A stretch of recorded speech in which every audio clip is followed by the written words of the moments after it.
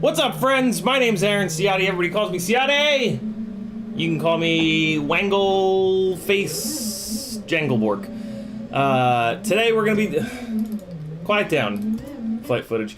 Today we're gonna be taking a look at AM32's configurator. I did a well, I tried to do a maiden. I did an Instagram stream. Follow me over on Instagram, CiottiFPV. I did an Instagram stream of trying to maiden this on the AM32 ESC that Joshua Bardwell very kindly sent me. But there was something weird going on. I turned a bunch of stuff on in the configurator, so now we're going to go into the configurator and turn some stuff off. I'm also going to show you, well, this doesn't really matter for any of you guys because the AM32 hardware is not available yet. This is super duper prototype, but Down the road, when it does come out, this stream will be a little bit useful because I'm going to show you how to access the AM32 configurator on a Mac.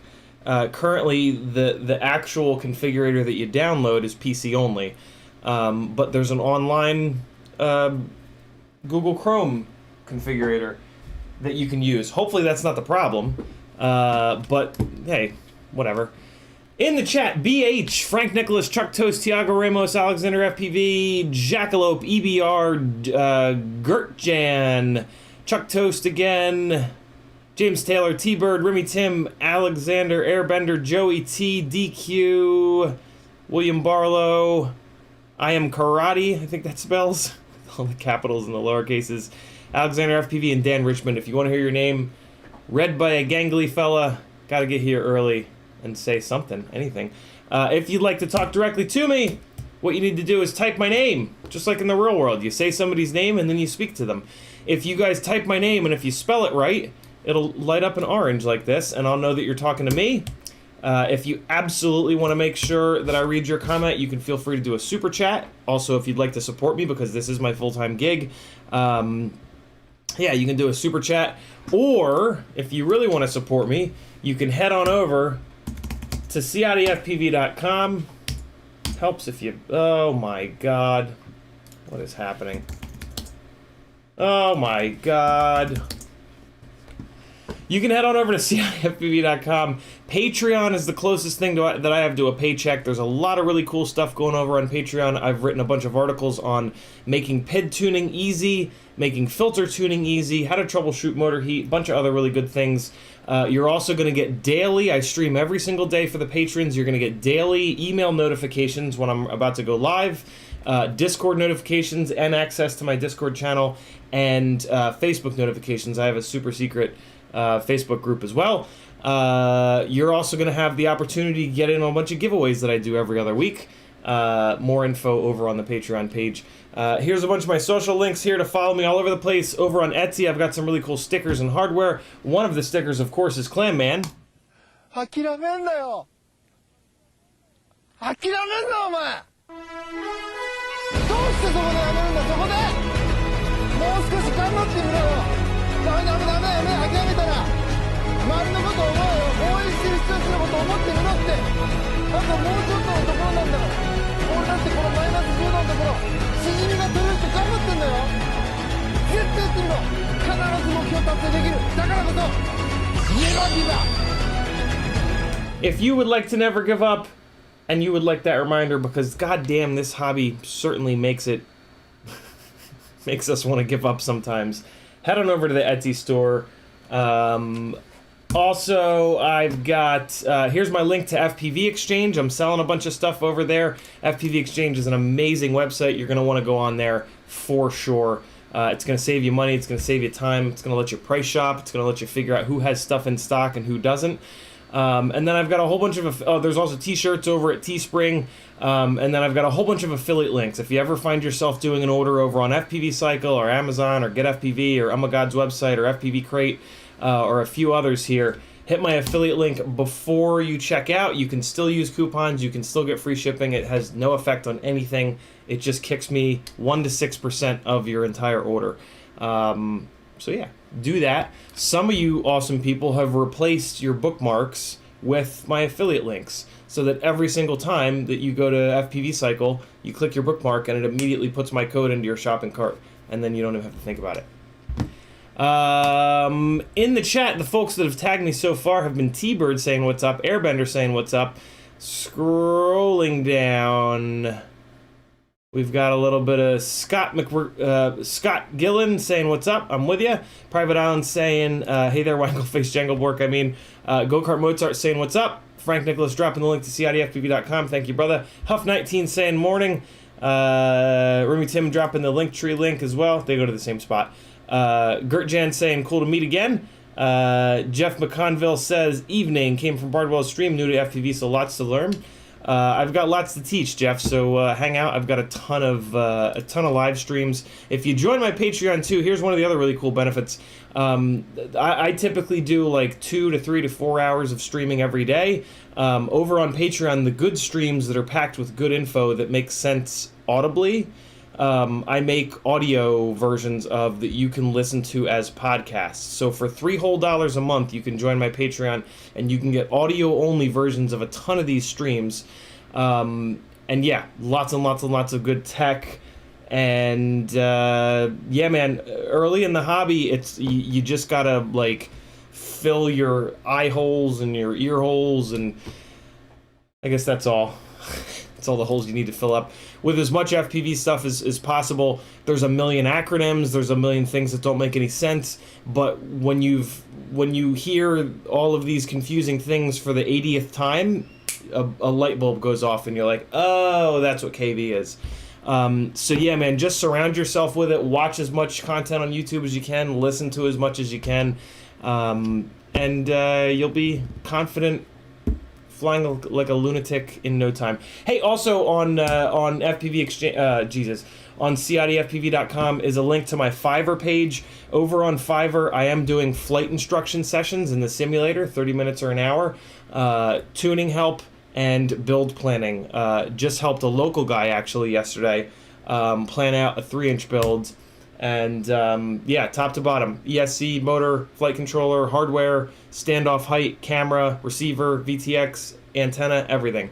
I'm a little over 4 years into the hobby. I've got a humongous pile over here of blown up, useless, broken stuff. For a couple of dollars through Fiverr, I can help you not have a big ass pile with thousands of dollars in blown up electronics.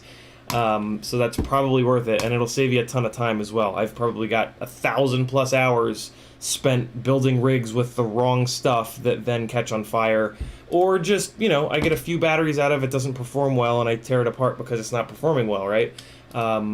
Especially with micros, there's a lot of components that are garbage. So there's a lot of money to be wasted in this hobby. Let me help you not do that, because it'll also prevent you from quitting the hobby.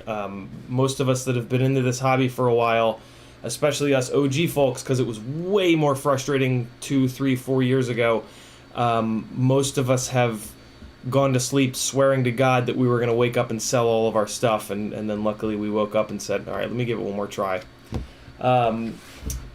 Yeah, it can be a very, very frustrating hobby. Don't let it get you down. It's going to get you down. Just come to those of us that are putting out technically based content, and we'll help you through it, because believe me, we've been there. Dustin Gable says, what up? How are you today? I'm good, Dustin. Halfboard says correct spelling. Proton to Go says, money aside, what hurdles do you see with Vista in the glide building wise? Cap placement?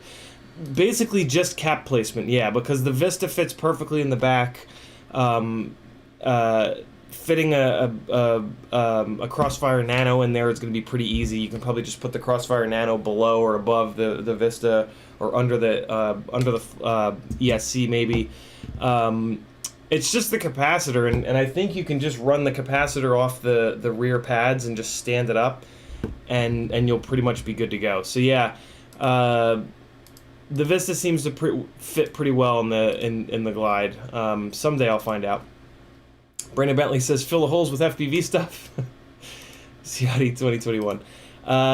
Dan Cowan says, came from Broadwell Stream, still hoping to learn something today. Great job, guys. Glad to have you, Dan. Thanks for coming over.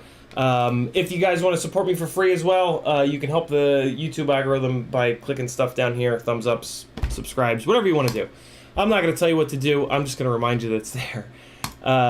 Jeff says, cheers, I'll take a look. Sounds good, Jeff. And all right, so yeah, also, we're going to talk about AM32. I guess we'll dive into that first. We're not doing simulator stuff here today. I'm going to be, so this coming week, the streams, well, for the next, yeah, there's going to be a bunch of like weird disjointed streams coming up over the next 2 weeks. This coming Tuesday, 2 days from now, my wife and I are going to Charleston to work on a movie set until Saturday. So Tuesday, Wednesday, Thursday, Friday, Saturday. It's going to be a little bit of a struggle for me to stream. I am going to have the laptop with me. I do have a bunch of editing that needs to get done on the laptop. I realized a couple days ago that I never actually edited down the T-Pain footage from him drifting at a drift event, like, Christ, 6 months ago. So I have to work on that. I also have the Charlotte edit that most of you have seen a bunch of times in half-finished form. I need to finish that. And I have like 1 or 2 more things on the laptop. So there's going to be a bunch of Premiere, a bunch of editing streams where I'm going to bring the microphone, and I'm not going to bring the camera though, and I'm just going to be on Premiere editing footage. You guys can hang out in the chat. It's going to be hard because I'm only going to have a single monitor, and Premiere is going to be full screen, so the chat is going to be behind Premiere. So every, like, I don't know, 10 or 15 minutes I'll have to check in on the chat and try to get caught up. So yeah, interesting week of streams this week. I also have no idea what time the streams will be because movie sets don't function in any form of reality of 9 to 5. So streams could be in the morning, streams could be at like midnight, but I'm gonna try to stream every day because that's kind of what I do.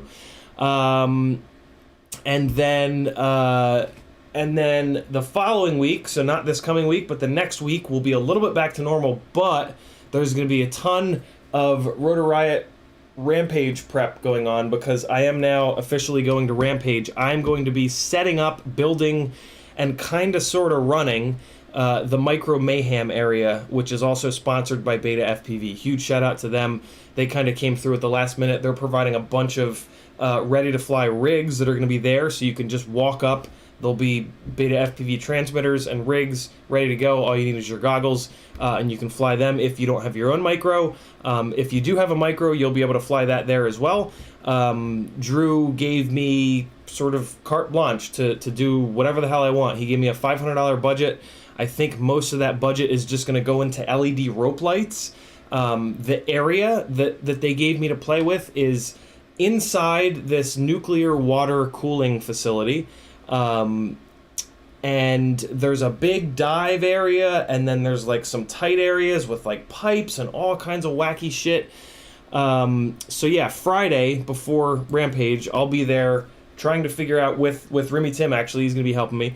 We're gonna try to figure out, yeah, how to build that area into a freestyle area. If you went to Rampage last time, this is where Newbie Drone was set up doing the whoop races. I have no interest in racing, nor do I have any gear to do the races, so it's going to be 100% freestyle area. I mean, I guess if a bunch of people do want to race, they can pick a little course and sit there with stopwatches on their phones or just whatever, first person to do, I don't care. They can do whatever they want. I'm not going to be running the flight line. There are going to be flight line managers there, but I'm going to be checking in every so often, and yeah. So that's going to be what I'm going to be doing at Rampage on Saturday and Sunday, and then, yeah, Friday I'm going to be figuring out how to build a freestyle area. It's kind of dark in there, so I've got like one floodlight, and then I'm hoping that these LED lights that I get, because I'm going to get like hundreds and hundreds and hundreds and hundreds of feet of them, I have to assume that they're going to kick enough light to light this area up. So we'll see. I mean, maybe I'll get 2 floodlights. Maybe I'll throw 2 floodlights on the. I'm just doing an Amazon wish list and then sending it over to Drew, and then they're gonna order it, throw it in their trailer, and drive it down. So yeah, cross your fingers that it works out. I really, this is like a super last minute thing.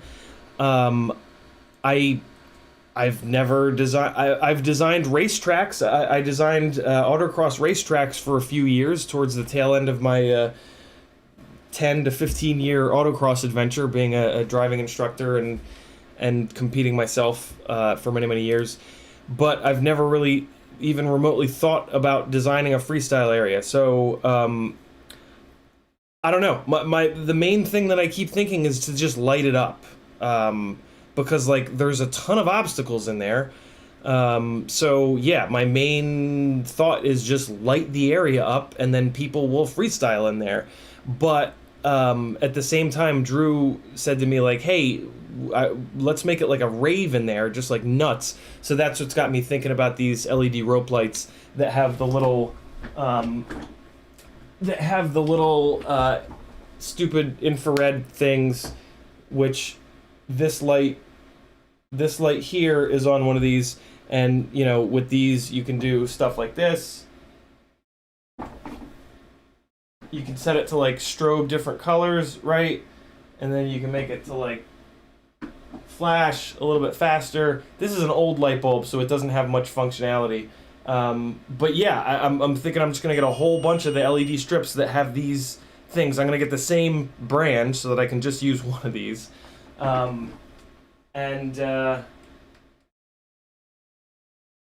And just, yeah, focus on lighting the area up. And then the freestyle will just naturally happen, rather. Edward Ashley with a $9.99 super chat. Thank you, brother. So much for the support. Very, very cool of you. He says, troubleshooting 4-in-1 ESC new build. When I crash, the left front motor won't restart. Unplug and reconnect the battery until it starts and flies fine until I crash again. Where should I look? Or bad ESC? Interesting. Left front motor won't restart. Unplug and then reconnect the battery and it starts and flies fine until I crash again.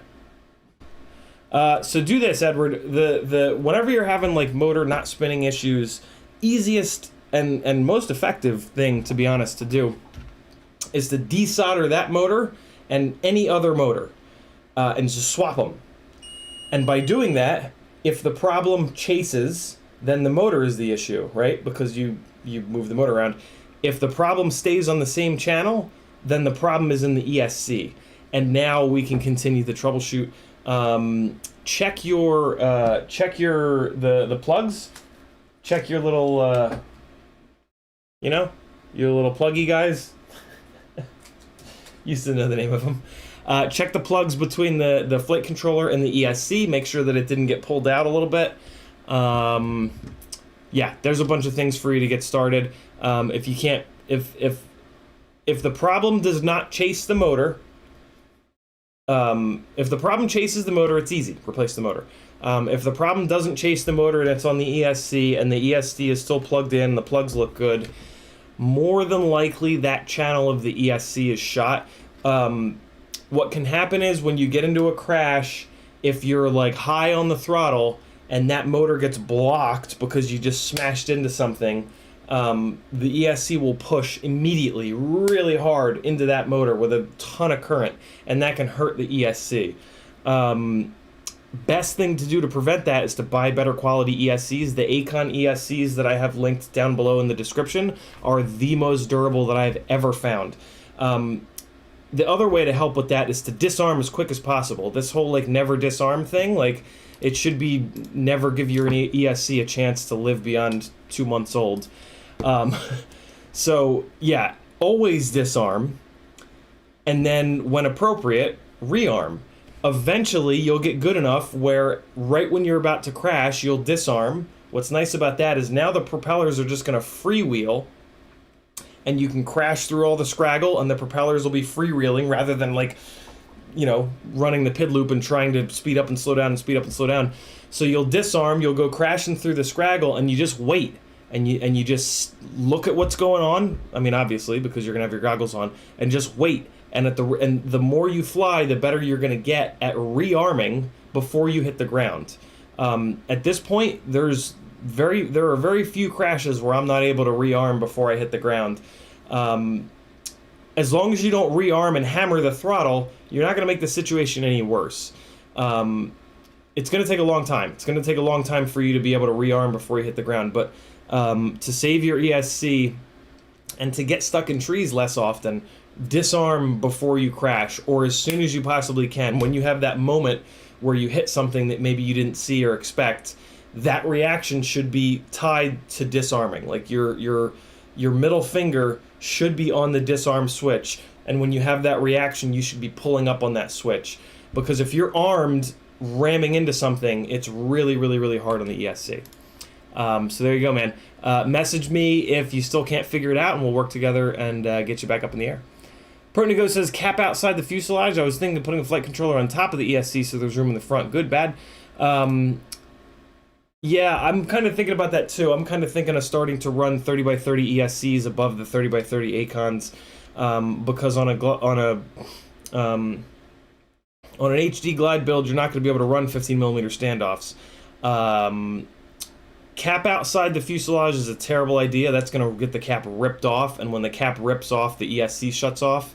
So that's really bad. I'll never do that.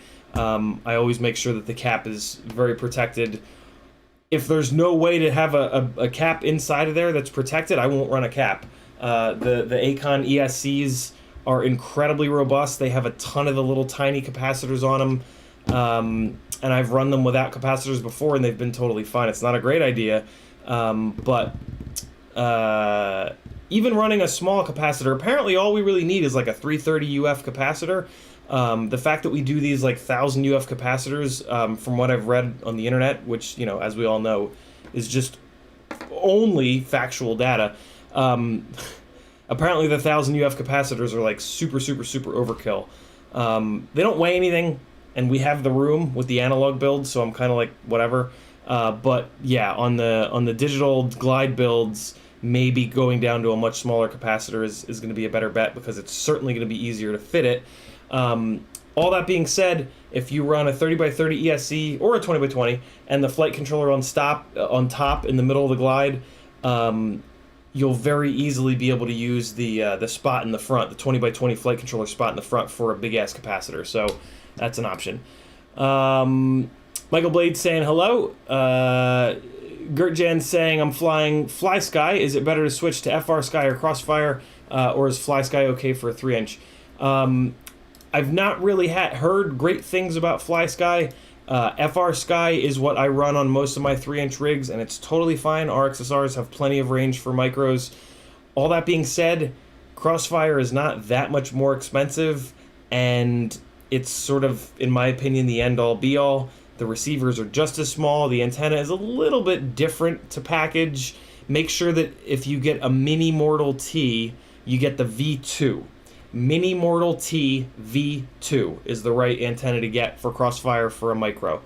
If you get the V1, it'll fail safe like within 100 yards. It's no good. Got to get the V2. Yeah, I've not heard great things about Fly Sky, so I would, Gertjan, I would maybe try to get off of Fly Sky onto FR Sky. Once you're on FR Sky, you're going to be able to then also run Crossfire. I don't know. It also sort of depends on what transmitter fits your hands. I have big lanky hands, big lanky fingers, so I have to use a QX7 transmitter. It's the only transmitter that fits my hands properly. If you have smaller hands, there are like Crossfire only transmitters that you can run. Joshua's got videos on lots of those transmitters, so just do a little bit of research. You'll figure it out. Orga says, what's your job on set? I'm a gaffer. I used to be Michelle's. So Michelle is who's making the movie. Her company is Octopunk Media. I used to do all of her lighting. I would be her lighting engineer. She has grown to the point where she's now hiring. Like it was always something that I just sort of did for fun. I started doing it with shooting stills and photography 20 years ago, and I didn't start lighting 20 years ago. I started shooting photography 20 years ago when I graduated college. For like a free credit my senior year, and then it was just a hobby that I never let go of. And then about 10 or so years ago, photography got a little bit stale, so I started to learn lighting, and I really fell in love with lighting. And then when Michelle started making movies, when she was getting her company started, I was willing to do it for nothing because I just enjoyed it. So yeah, I lit a whole bunch of her movies, but now she's grown to the point where she's hiring like proper directors, proper camera people, proper lighting people, and the scope of the, God, I hate that word, of the lighting that's being set up is kind of beyond what I'm comfortable with, because I'm used to doing lighting for shooting stills, which is a whole different thing, because with stills, you don't have to hide the lights as much, and you also don't have to have as expensive gear. That's the big thing that really holds me back, is that I have really cheap $20, $30 lighting gear. I have a bunch of it. It's more important to have like a lot of really cheap lights than one or two really expensive lights, because light is light, right? Like it comes out, it's either the right color or it's not the right color. With shooting stills, you also don't have to worry about like flickering. That's another thing that my cheap shit gear doesn't really do all that well. that like the $1,000+ lighting rigs do. But yeah, so now I'm doing gaffer stuff, helping the lighting people out, running cables, grunt work, whatever. It's just cool to be involved, to be really honest. Make a couple bucks, have a good time, hang out with cool people. Nothing bad about that. Ruby Tim says, if you want me to change my work shifts to be the flight line manager of Micro Mayhem, I can do that for one or both of my shifts. They're still open, but right now I'm managing 2 other spots. That would be awesome, Daniel, because I'm going to be bouncing back and forth. Basically, they want me to not sit there the whole time, but bounce back and forth and just check on the Micro Mayhem area. Totally up to you, though, Daniel. If you want to do that, awesome. If not, like, whatever. The flight line manager is going to run the show. If there's another job that you'd rather do, then do that. Yeah, running a flight line there is going to be pretty easy because typically that area doesn't get slammed with people because most people fly 5-inch. So yeah, do whatever volunteer work that you want to do the most. Builds and/or repairs. What's happening? Layman board. FPV happy building. I wasn't tagged on that. Looks like Rumi's talking to Layman board. MotorRef says, what cable do I need to connect my Radiomaster TX16S to my PC4 simulator? My radio didn't come with one. I have no idea, MotorRef, but my guess would be a USB 3. I don't know. I don't know the names of USB cables. All I know that on my QX7, I need this style micro USB, which is the older style. That's like it's shaped like this. It's shaped like that. No, it's shaped like this. One version newer and smaller than this is shaped, I don't know. And then there's the brand new ones that are like that. So I would just look on the transmitter and see what USB port is there, and then that's the cable that you need. BH says, get a smoke machine and lasers. Lasers? I'm gonna have a $500 budget. If there's a cheap smoke machine, it's gonna be a nightmare. Is it? I wonder how our FPV can... I'm not gonna do the smoke machine thing. That's got... it would be cool. The rigs would blow the rigs would blow the smoke. Yeah, you know, the smoke wouldn't stay anywhere. The first time somebody went through it, it would send the smoke all over the damn place. Well, that's kind of the point. I don't know. It's an interesting idea, BH. It would definitely make it more like a rave. I don't know if it would be confusing, right? Like, I don't know if it would make it more kind of confusing or what. This is all so, like, last minute that and I've got this movie coming up for the next, like, 6 days or 5 days or whatever it is, that I'm just kind of, like, on Amazon grabbing a bunch of links to, like, 100 feet of LED, and I'm just gonna, like, send it to them and be like, here, get that. I'll do what I can. I didn't get invited to the site test this year, so I don't really know the area. Like, there's just so many unknowns. Like, I just don't... my tendency is just to want to be super simple with this, and just, like, a bunch of strands of multicolor LEDs, and then, like, next year Rampage or the year after or whatever, I can do a little bit more once I know it. But I think I'm just going to keep it nice and simple for right now. The one big idea that I do have that I'm really excited about, that I'm kind of stealing from that, Umagod flew this cave in Europe with a Ferris wheel in it and all kinds of crazy stuff that they were doing a DRL or I forget what race at. And there were like lights hanging down and he was doing these big dives, which was really cool. So I want to kind of emulate that. There is like a big dive spot.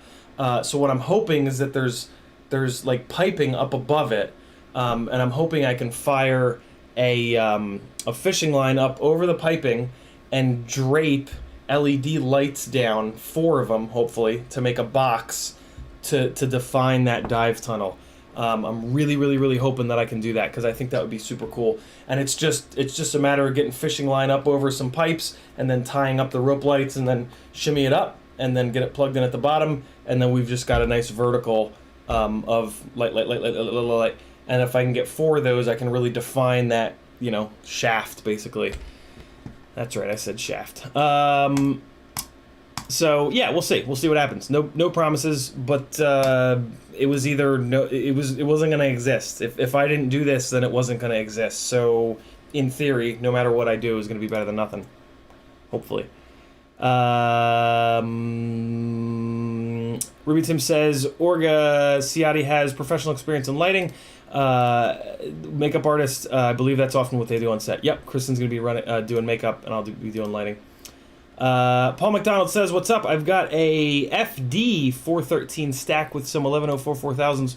Was trying to put on them, but when I throttle up, they spin fast, then stop spinning. Like they hit some limit. No beeps. Thoughts?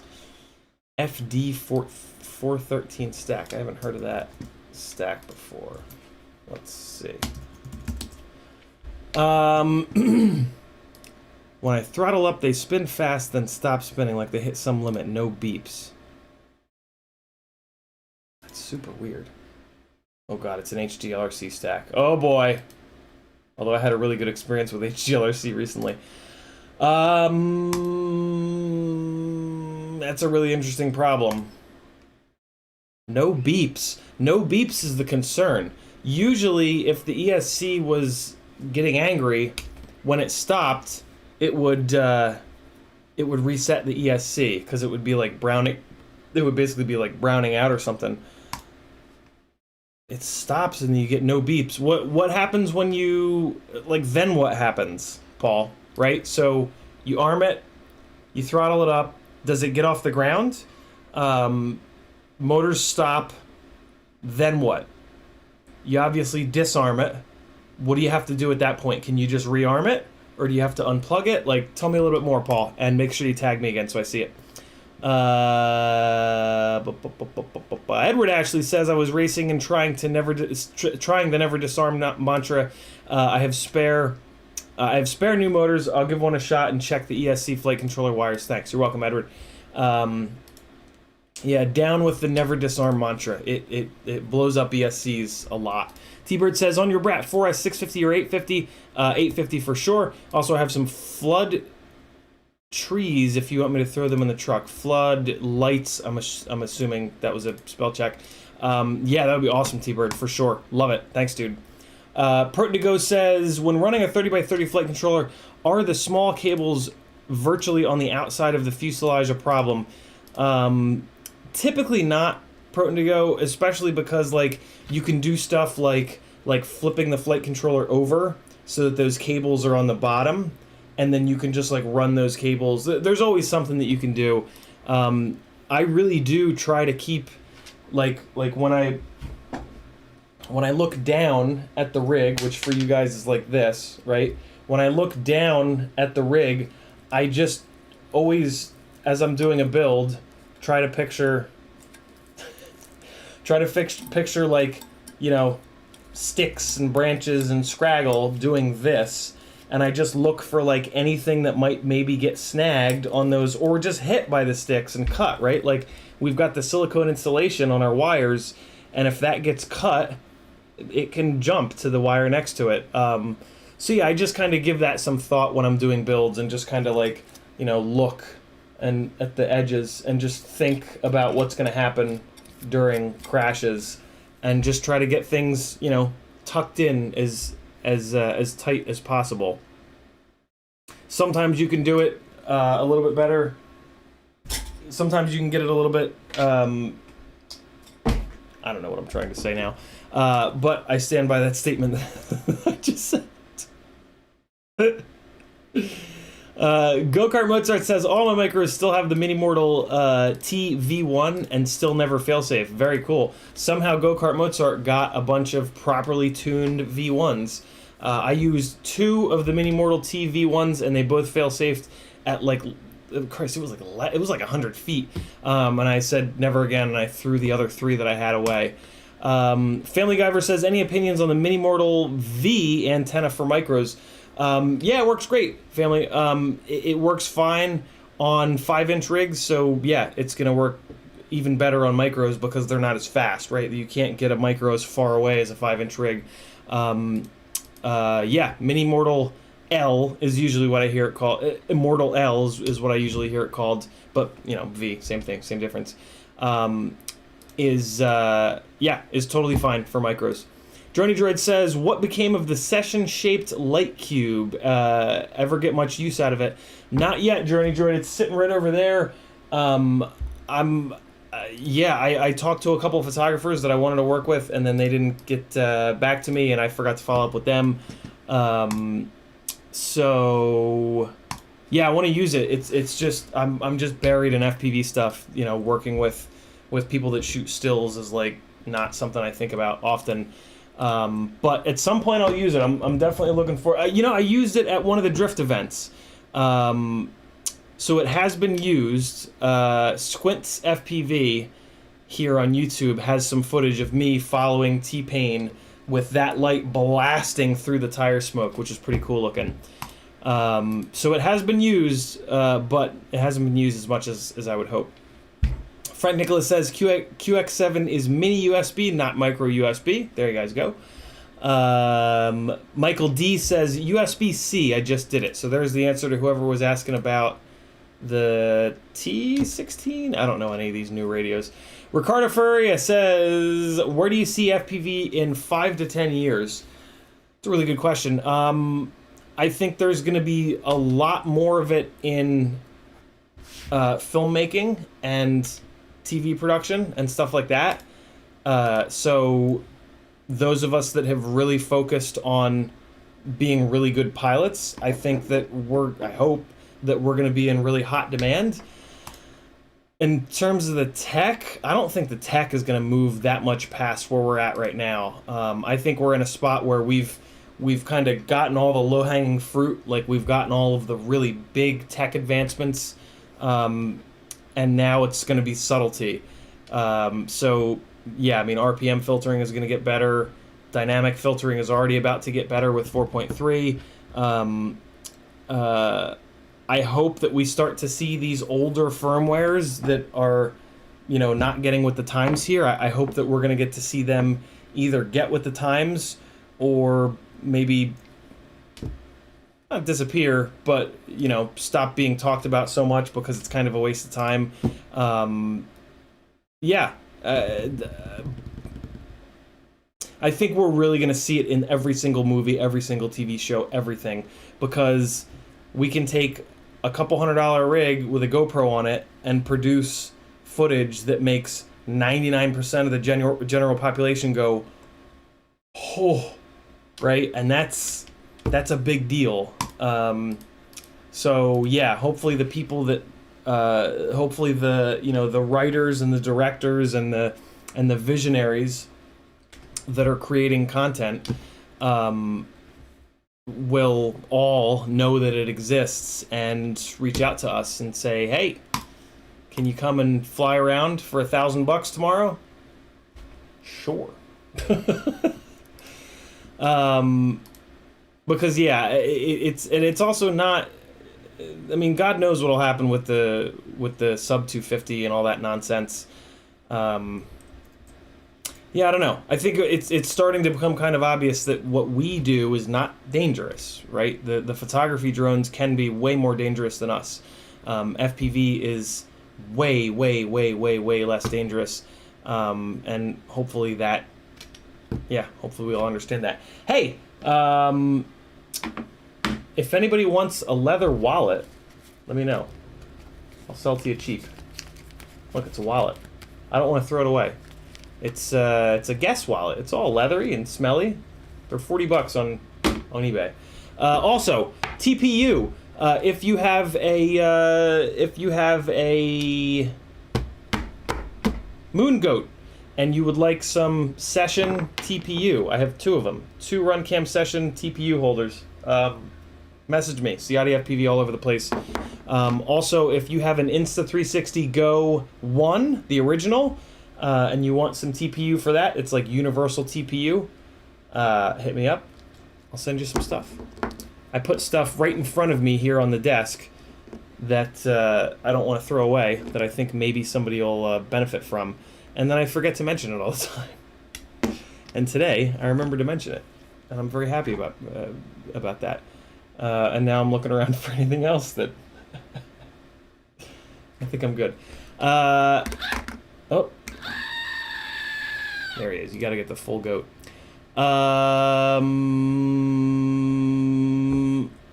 Drony Droid says Mini Micro Type C. Okay, Mini Micro Type C. I knew that someday. I knew that at some point in my life. Jackalope FPV says all your GT streaming inspired me to hop on Burnout Revenge last night for a few hours. Very cool, Jackalope. You know, I had a little bit of a realization today. We're gonna get to the AM32 stuff. We'll do a little longer stream today. These Sunday streams are, I really like to have them to more Q&A. I think I might be dealing with a little bit of burnout. Yeah, I've been doing FPV every day for over a year now. And it's a lot. It's a lot. And now it being my career puts a pressure on it. You guys, of course, have allowed me to do that, and it's been absolutely amazing. But I just got to be a little careful. I noticed the other day that I've been doing a lot of PS4 streams with typically Gran Turismo Sport, sometimes SnowRunner, pretty soon here Assetto Corsa. Like sim driving is now become my hobby too. So I mean, like that's I'm sure that's a part of it, but. Yeah, I just got to be a little careful. I have a tendency to do hobbies way too hard and then burn out on them and just never do them again. It happened with airsoft. For a while, it happened with video editing because I actually went to school for TV radio and learned to do digital video shit.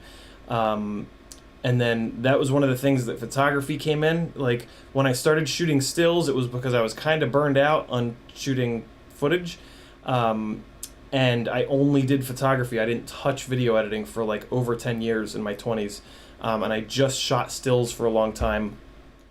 And then I did it to photography. I haven't done anything with photography in a hot minute because I just overdid it and drove it into the ground. And like, what is nice is that I take enough time away from this stuff, usually damn near a decade. And it is a little bit fun again, but like, I don't know, I'm not willing to let that happen to FPV. It's still a ton of fun to go out and fly, but there's also a whole bunch of pressure right now, so it probably has to do with that, right? Like Rampage is coming up. I want to get I'm getting really close with these rip squeaks. I really want to get them dialed in for that Micro Mayhem area. I've got this CV 2.5 that's really cool.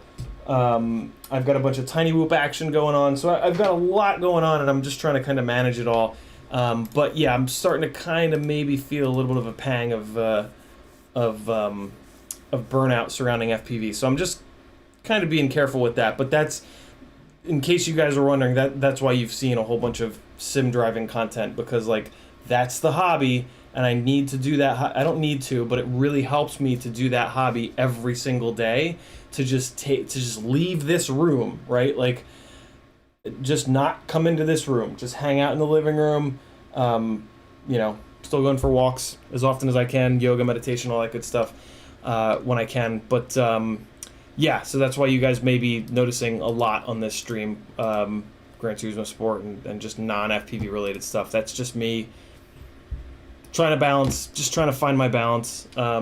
So Tiago says lasers and cameras is not a good idea. Smoke is cool. Yeah, I was kind of thinking about that with the lasers too. Usually the laser units are flapping, shooting all around, so it would only like graze past the camera, but it would blow the FPV feed out for, I mean, it depends on the camera. Some cameras are quicker to adjust than others. Gertjan says, Foxier Arrow V2 died. Some reason I switched to a Foxier Predator 5 Micro. What's your opinion? Currently, I am running Foxier Predator 4 and 5 Nanos on all my 5-inch rigs. for whatever reason, I did a bunch of camera testing recently, and I just flew better with those. Maybe it's because of the really low latency. Maybe there's something about the field of view that just connects better with my brain. But yeah, I'm just going with it, and I'm really digging the Predator Nanos. Dustin Gable says, zip tie glow sticks to your quad and blast dubstep, lol. Jason Crabtree says, try using an AIO with a blown up ESC and a FR Sky receiver for the Sims. For the Sims, you can pass through the RC signal in Betaflight, and once you're set up, you have a wireless Sim. Yeah, I've always thought about doing the wireless thing, but I have, like, my USB hub is, like, right here, so it's just, like, I just plug it in, and it also allows me to, I have a model on my transmitter that is called a simulator model, and it doesn't run the antenna, and it saves batteries a little bit on my transmitter, so that's sort of my setup. But yeah, it is really cool that you can do wireless through the Sim. BH says, smoke machine would probably be a pain. What about hanging glow sticks up, supplement the LEDs? My assumption is that glow sticks aren't going to be bright enough. Also, this is a 2-day event, so I would have to have like 2 full sets. I'd have to rehang them each day. Also, I'm an eco lunatic, so anything that's not fully reusable I try to avoid. So probably won't do the glow stick thing, but it would be cool if people were zip tying glow sticks to their rigs. That would be neat. Remy Sim says, my experience with stage lighting tells me that a nice light haze can really help show off the beams of light. The LED strands won't really benefit from that, but I don't know, might be cool. Dan, if you see something... so yeah, thus far, literally on Amazon, so everything has to be bought on Amazon. So like, if you see something cool on Amazon, dude, shoot me a couple of links. We've got a $500 budget. The 100-foot LED strands that I'm looking at are between like 20 and 40 bucks. I can't possibly imagine getting less than like 6 or 7 of those, or 8. So that's going to eat up most of the budget. So we don't have a ton, but if there's something cool, man, for sure, let me know. $500 is not going to be a lot of money, which is another reason why I'm kind of like, fuck it, all LED strands. But if you see something cool on Amazon, definitely shoot me the link, because I'm struggling to kind of, yeah, I don't know what to do. I've never done anything like this before. I want to make sure that I was kind of thinking one of those studio-ish lights with the lens on the front that then shoots the beams of light all over the place. But then I kind of thought that would be sort of disorienting, and they're also probably kind of expensive. The LED light strand, and also like that focus beam of light, if you're flying towards it, it's gonna blow the camera to hell. It's gonna blow the camera out. So all I can think of is LED light strands, but I'm if you think of something, let me know. Mr. Huggy says, smoke machines are cheap and easy to work with. I used to sell them in a past job. They'll work really well to show the lights, lasers, etc. If you use a light smoke liquid to make a slight haze. Yeah, I've used smoke machine. Here's a funny story.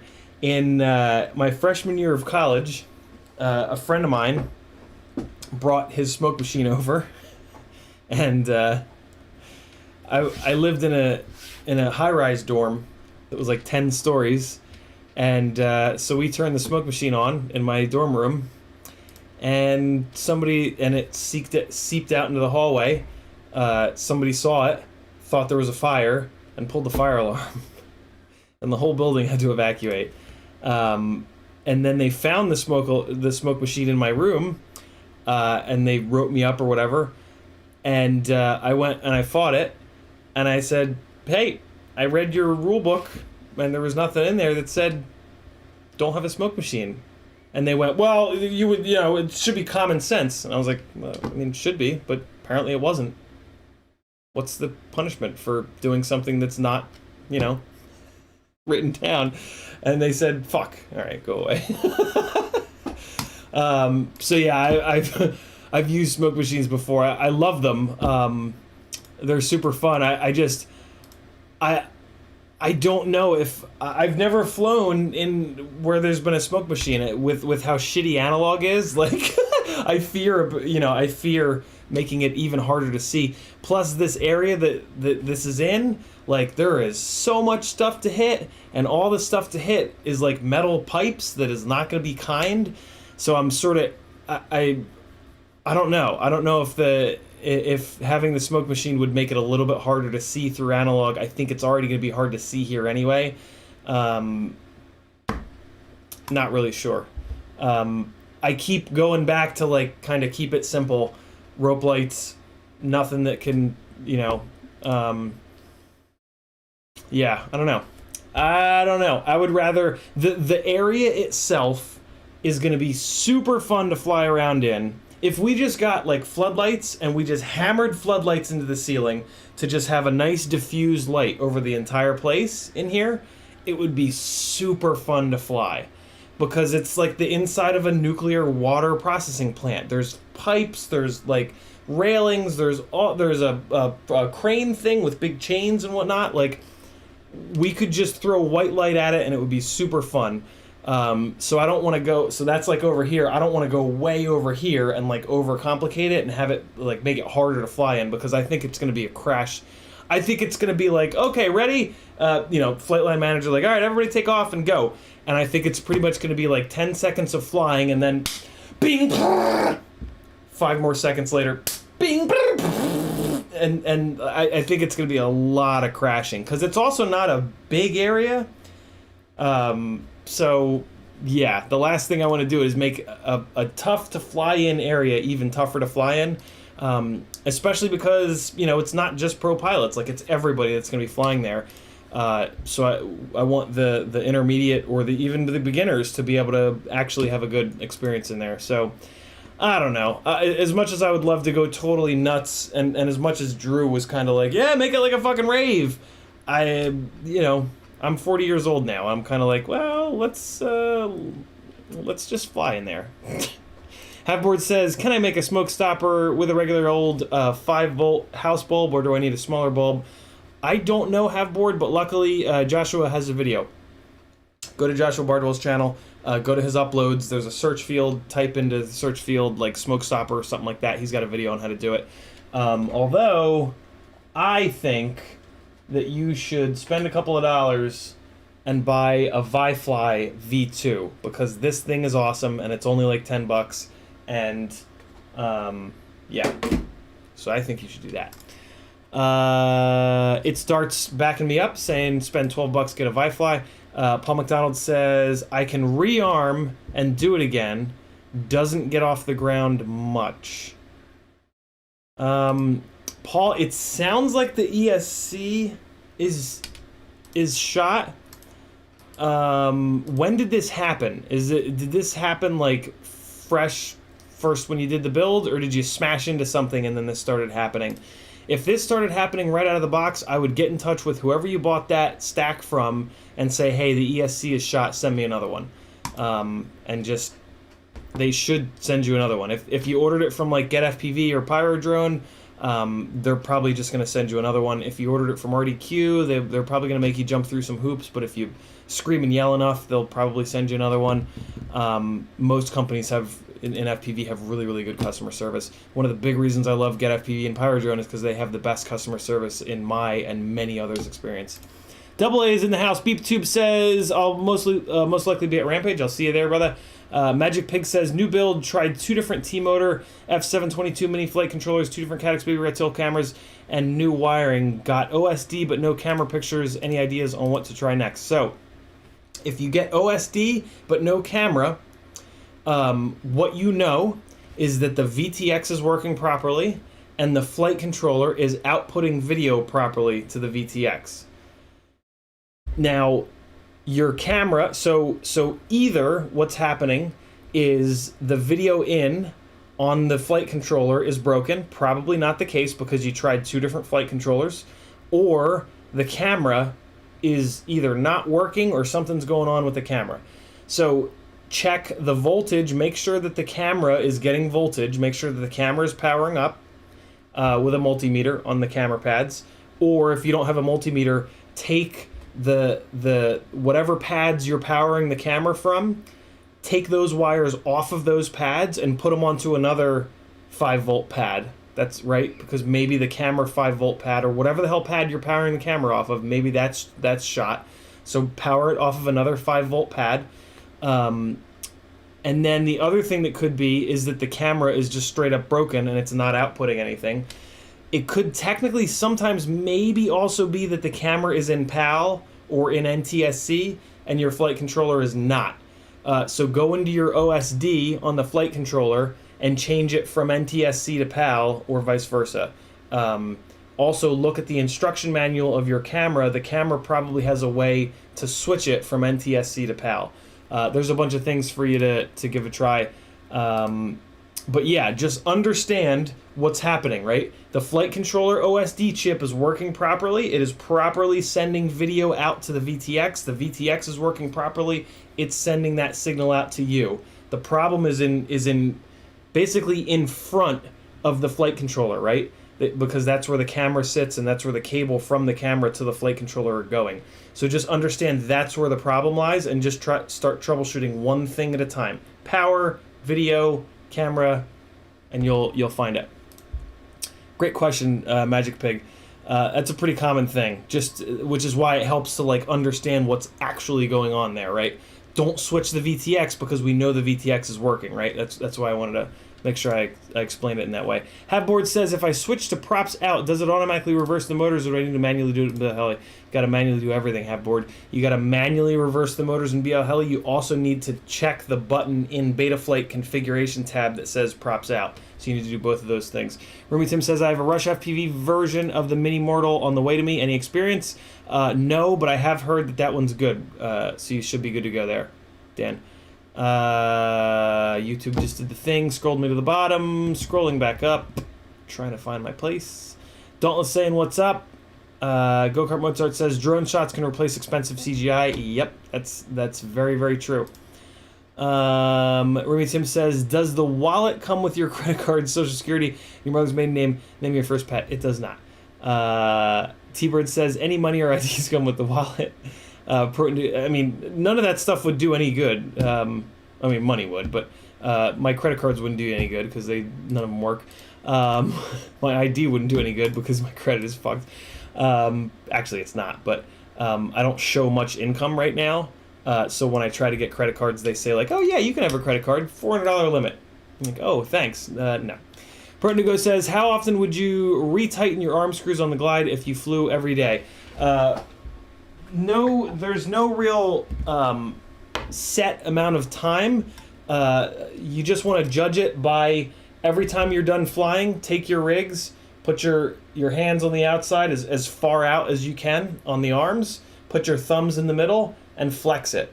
If you do this every single time that you build or every single time that you fly, you will know how rigid your frame is, and when your arm bolts loosen up, and you do that test, you'll feel it because it'll be less rigid.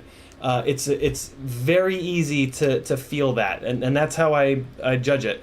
Because it also depends. It depends on how hard you fly, how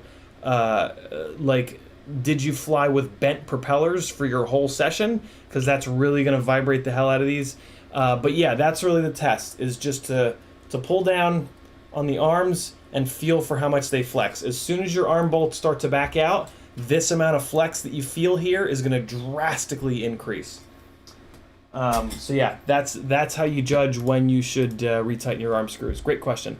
Edward Ashley says, I'll be at Rampage. We'll definitely visit the micro area. My Tiny Hawk fleet is strong. Very cool, Edward. Look forward to meeting you. Scott says they connect DMX wires. I don't remember what we were talking about, Scott. Tag me again, copy and paste that, and tell me what we were talking about. FPV Trucker says, went flying with some guys. Only one had DJI. Accidentally brought two guys down, unplugged quad, not goggles. They didn't damage the rigs. DJI really doesn't play well with others.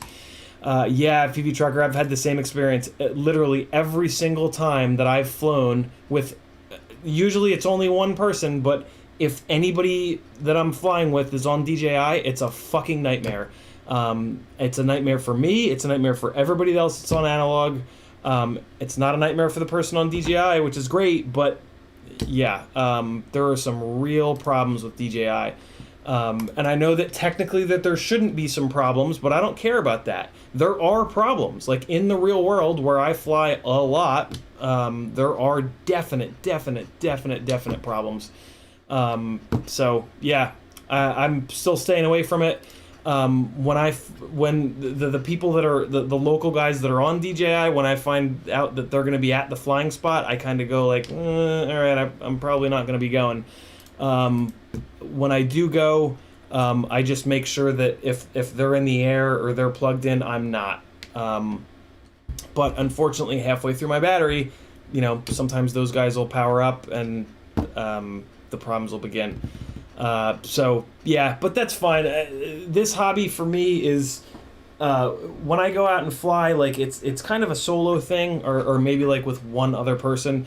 The whole flying with groups of people thing, I don't fly well. My social anxiety goes absolutely through the roof, and I just don't really have a great time. Like if I go out and fly with a big group of people, I don't really have fun. I crash a lot. I break a lot of stuff. I feel like an asshole because I'm flying horribly and everybody is watching me. So I tend, like, if there's going to be a bunch of people, it's taken me a while to kind of get to this point, but nowadays I'll just kind of go and hang out and just go shoot the shit and talk, and I'll usually stay for like an hour or two, and then I'll just get out of there. Sometimes I'll hit a spot on my way home and just kind of focus and relax and fly alone.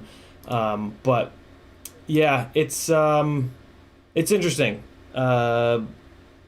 My anxiety's gotten a lot worse as I've gotten older, and with some shit that's going on in my life right now, to be quite honest. But all we can do is we're born with some shit, and all we can do is try to manage it as best we can. It's important to kind of realize that stuff and not, like, I have a tendency, like, when with that stuff, to just be like, no, like, I'll fight through it, I'll white knuckle through it. And it's like, well, yeah, that worked when I was in my 20s, worked for some of my 30s, but it's not really working anymore. I stuff like that, I gotta just kind of like realize it and just sit with it and just be okay with it, and just troubleshoot it rather than just trying to smash through it. If any of that sounds familiar, head on over to CiottiFPV.com, scroll down the bottom, there's a link to FPV Therapy. It is a Facebook group that I created a little over a year ago for those of us that have mental illness issues that fly FPV, to kind of hang out, share stories. It's not a Facebook group to share flight edits in. I will let your flight edit sit for a day or two, but then I will delete it. It's a spot for us to talk about dealing with mental illness issues, depression, anxiety, PTSD, ADHD, and just, have a spot where we can not feel so goddamn cut off from the rest of the world, but B, talk about, like, how to get through this shit, because unfortunately it ain't going away. Mental illness is something that you have for life, and you figure out ways to deal with it and to manage it, and sometimes there'll be some drugs that can help out, over the counter or otherwise, but it's not going away. And so it really does help to find some other people that are dealing with the shit, and just kind of talk about it, because it can be tough. We have really, some days we wake up and it's just a fucking living nightmare, and to have a little bit more of a support structure there is incredibly helpful. So come check us out, FPV Space Therapy on Facebook. And there's also, on my Discord channel, there's a text channel called FPV Therapy for anybody that's not on Facebook. A lot of really good... The Facebook group, though, at this point, like, has over a year worth of really good stuff on there. A lot of people, a lot of super courageous people sharing their stories. I've transcribed a bunch of stuff from some really good books that I've read, and some good info that my talk therapists have given me. So there's a lot of really good stuff over there. Join us. Scott Gillen says, use LED panels like your new light for your birthday. I would actually want the opposite. Like a big LED light panel is like a big light source that if you turn your quad towards, it's gonna really ruin your FPV. So in this flying area at Rampage, it's dark, right? So having like bright blasting lights like that, if you turn your quad towards that, the sensor and the computer on the camera itself are going to go, oh my god, that's a really bright big area of light, and it's going to pull the exposure down, so the darkness is going to get darker, and it's going to try to expose for that big light panel. So I'm actually kind of trying to do the opposite with the lighting and have smaller points of light that are shooting. Yeah, I don't know. But I will bring it. It'll probably be set up in the little flight line area, so that we have some diffused light. But I'm hoping that they have an easy up, so I can mount some lights under the easy up, so that those lights don't pollute the flying area. But so that under the easy up we have a bunch of light where we can work and screw around. They're inexpensive, especially on eBay. I bought 4 hexagonal LED panels for $25 each. I put on the list one work light. The work light, the main idea behind that is the same kind of thing over on the flight line and whatnot. I'm gonna just pound that work light into the wall, and which will make a big light source as the wall, and hopefully that'll light up the little flight line area. I don't know, we'll see. Shane Ridge says, I wired a VTX backwards so that the flight controller sent 9-volt into the video pad on the VTX. It looks and smells fine, but still no video. Do you think it's even worth investigating, or is it junk? Unfortunately, it's junk, Shane. I have done that myself. Yeah, you cannot send power into a video channel. It will blow up. It will typically blow up everything in that video channel. I mean, try it. You know, try to salvage it. Do everything you can, but I'm pretty sure it's blown up. Sorry, brother. You're in good company, though. I've done that more than once. Scott Gillen says, I used to wire up strip clubs for lighting and music. Ah, very cool, Scott. Strip clubs. Nice. IDV says, made it. So my question is, I want to build Dave C's Nano Long Range. He uses 1202.5 motors, but the store that I use only has 1103 motors. Will it fly normally? It'll fly. I mean, everybody's idea of normal is very different. An 1103 versus a 1202.5, it's a similar stator volume. For a long range rig, here's the thing, right? For long range rigs, flight characteristics, flight dynamics don't matter. Whether or not, like just the fact that it gets off the ground is kind of all that matters for long range, because the long range guys sacrifice everything for the main focus, which is long range. So the smaller the motor, the better, because the smaller the motor, the lighter the motor. Unfortunately, those small motors, the flight characteristics are typically pretty bad because it's just not a big enough motor to control the weight of the propeller. So yeah, you should be totally fine on 1103s. They're going to have a little bit less mechanical torque because the stator is not as wide, but the stator is a little bit taller, 0.5 millimeter taller. So it'll fly roughly the same as the 1202.5. It'll probably fly a little bit worse, but again, none of the long-range rigs really fly good to begin with, so, you know, it's going to be a turd on top of a turd. Not really. But yeah, should be totally fine with 1103s. Dragonwing FPV says, what's up, man? Hope all is well and good. Thanks, brother. Journey Droid says, welcome to the 40 Club. It's not as bad as the 30-year-old me thought it used to be. Thought it'd be. Yeah, I agree with that, Journey Droid. YouTube just did the thing. Angry Rodan says, when using BL Heli Suite and checking ESCs, information says ES3 input protocol equals unknown. The others say D-shot. Is there a way to set it the same?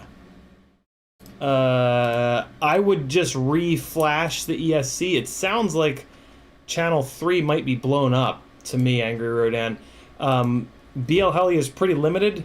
You can flash, like you should just go in and flash all, and if that doesn't fix it, it's it sounds like it's shot. I've never heard of that,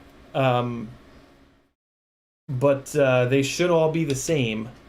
there's nothing that you can specifically do. Like BL Heli is sort of just click the button and it does it. So yeah, there's nothing that really you can do, Angry. But yeah, definitely reflash the whole ESC and hopefully that'll fix it. Scott Gillen says, LED light panels cheap on eBay, connect using DMX wires and use the program Light Jockey to control and program light shows. It has an on-screen button for smoke machines. Jesus. Scott, can you do me a favor and shoot me a message, CiottiFPV somewhere with a little bit more info on that? Again, keeping in mind that it's a $500 budget that has to cover all the extension cords, the work light, which is like 30-40 bucks. I need at least $200 in LED rope lights. So yeah, I mean, like realistically, if what you're saying can be done for like $200-ish, maybe a little bit less than that, and you think it's going to be a good fit for quads that are flying around, definitely let me know, and I'll just buy whatever you tell me to, basically. Vern Kelk says, got bit by a dog Tuesday. Fucker got me good in the back of my leg, because I caught my quad instead of letting it eat it. Jesus, Vern. That sucks, dude. I don't mean to laugh at you, but like getting bit by a dog is just it's just a ridiculous thing. Like, but you did the right thing, man. You did the right thing. Saving the quad is way more important than getting eaten by a dog. Yeah, everybody give Vern a pat on the back for doing the right thing. Can't have those dogs eat our quads. It's not allowed. Metal Darts, although, what's really frustrating is the dog would have, well, I guess unless it's a tiny whoop, but for the most part, rigs are, like carbon fiber framed rigs are pretty dog proof, right? They're not going to mangle the motors. They're going to mangle the props, but they're cheap. They're not going to mangle the carbon, really. I guess if it was a tiny whoop, they could really do some damage, but, so maybe you should have just let the dog eat it. It would have taught him a lesson. Metalderskin says, is there any way of getting known as a pilot for potential pro gigs other than promoting yourself on YouTube, which I don't have the patience or mindset for? Not really, Metal. I mean, anybody that's going to be willing to pay you $100+ an hour for a pro gig, right? They're going to want to see a body of work. So you have to at least have stuff on YouTube. Like, you don't have to be a known YouTube personality, right? You just have to have a YouTube channel that you can send somebody that you reach out to and say, hey, you're doing so. Like, so for example, right, one of the things that I'll do is all right, perfect example. In downtown Atlanta, there's this on Instagram, I stumbled across a sponsored ad for an indoor miniature golf place that has like lights everywhere and really cool holes and like a half pipe for the one hole and all kinds of cool stuff to fly around, right? So I sent them a message on Instagram and I said, hey, I'm an FPV, I'm a drone pilot, right? They don't know what FPV is. I'm a drone pilot that specializes in flying indoor spaces with small, safe drones. And then I make edits, blah, blah, blah, blah, blah. And here's a link to my YouTube channel. Also, I have some stuff here on Instagram. So for them, it's a simple bite-sized chunk of text. Hey, this person makes cool-looking promotional material. Here's a link. Boom. YouTube channel, playlist with all my edits. They click another button. They get to watch me flying around. They see that I'm competent. They see that, hopefully their brain just explodes out their ears because they didn't know that this existed, right? So that's really the big thing, right? You have to have like a spot, and if they happen to see that I have 5,000 whole subscribers, maybe that's a little bit of a benefit, but typically not, right? Typically they're gonna see the footage and be like, "Oh, cool, I need this," or "I have no interest in this, go away." But yeah, you have to have a spot with a bunch of really good quality, your best quality work, right? That you can drop on them and say, hey, click this really quickly, spend 10 seconds watching it, see if you're interested. And then you just have to reach out to everybody because 1% of the people are going to even read what you wrote. Luckily for us, that 1%, if they do read what we write and if they do click on the link, their brain is going to melt. But yeah, you can't just send an email or a social message saying like, hey, here's what I do. give me money. You have to like really sell them on it, and you have to put something in front of them that's going to make them go, holy shit, and stop what they're doing, because, you know, they're busy as hell. You know, they're busier than we are. So, really good question, man. Vern Kelk says, could you please sign my winnings, please? Would love to prove it's yours. Vern, do me a favor, shoot me a message somewhere and remind me, because I'm going to forget by the end of the stream. Tiago says, bad protocol on the ESC is usually the wrong software used, like BLHeli32 on BLHeli-S or vice versa. Oh yeah, very true. Very true, Tiago. Whoever had that weird ESC thing, make sure that you're on the right. Make sure that if it's a BLHeli-S ESC, you're using BLHeli-S. If it's a BLHeli32 ESC, you're using BLHeli32. Really good point, Tiago.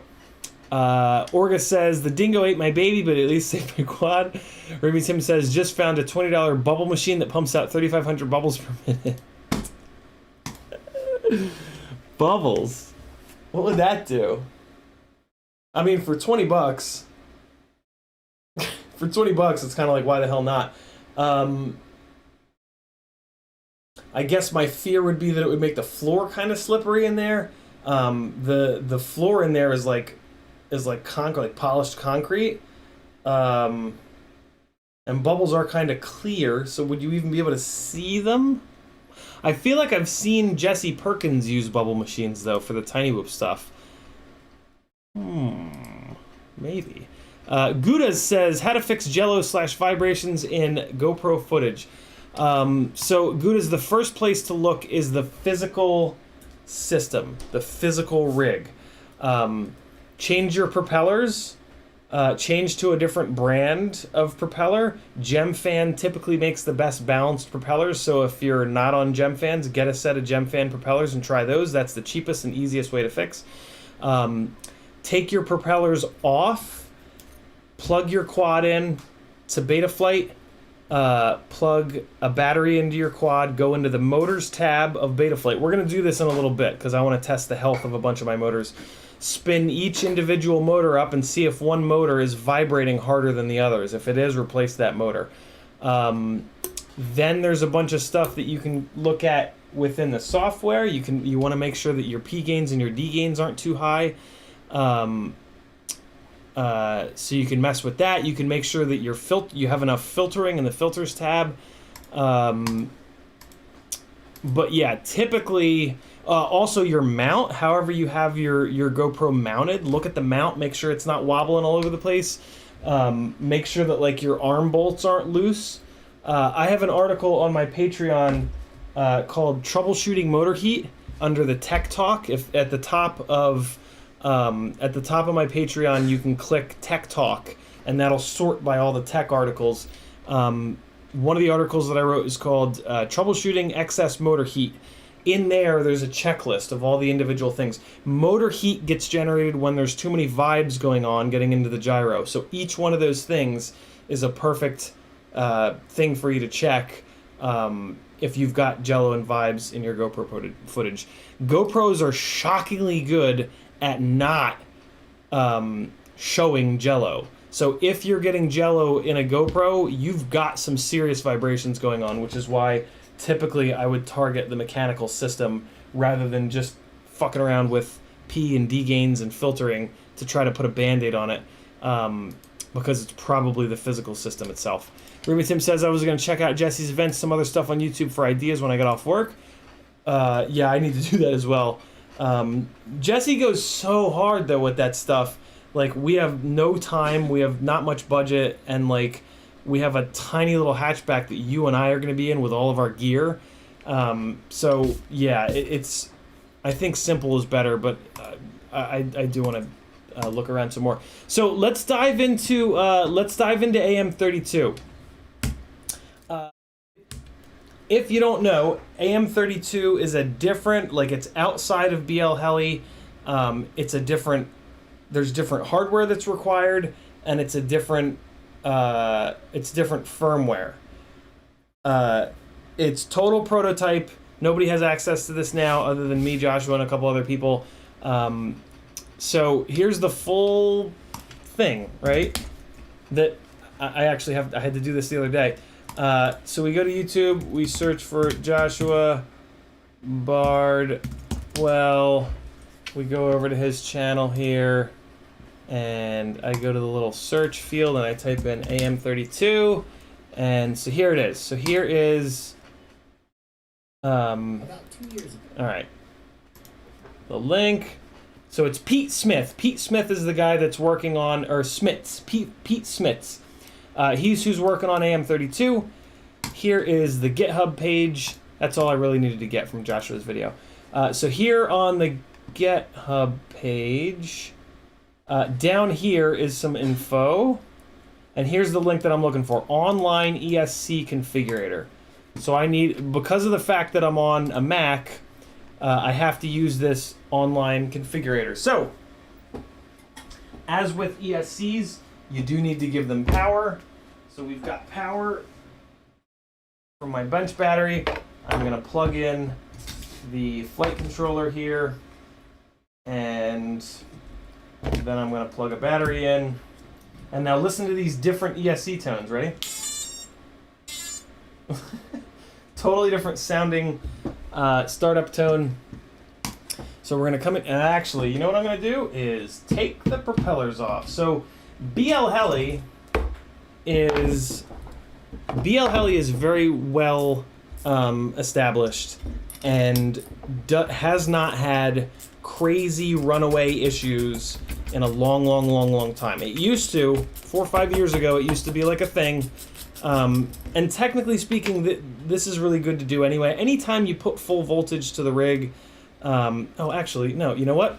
Here's one of the many reasons that the Vi-Fly is great.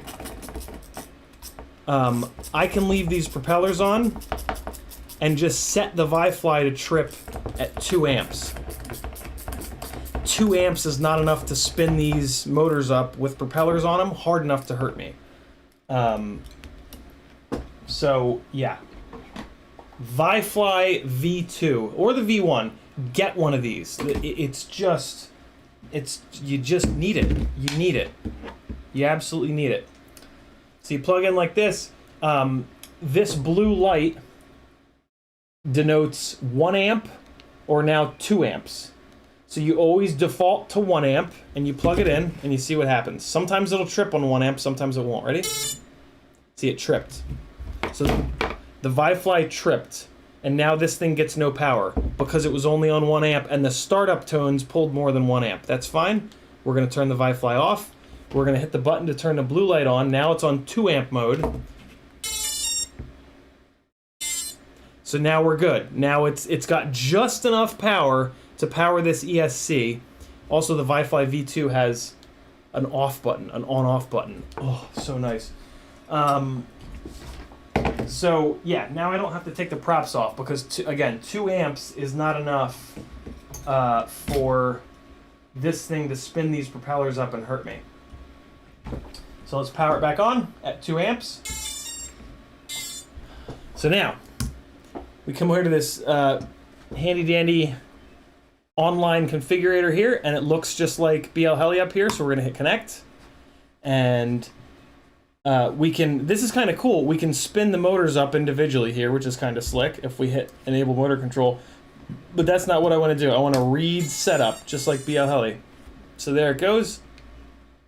Gouda says, is BL Heli 32 better than BL Heli S? Will I feel a difference? It is technically better, but you will not feel a difference, Goudas.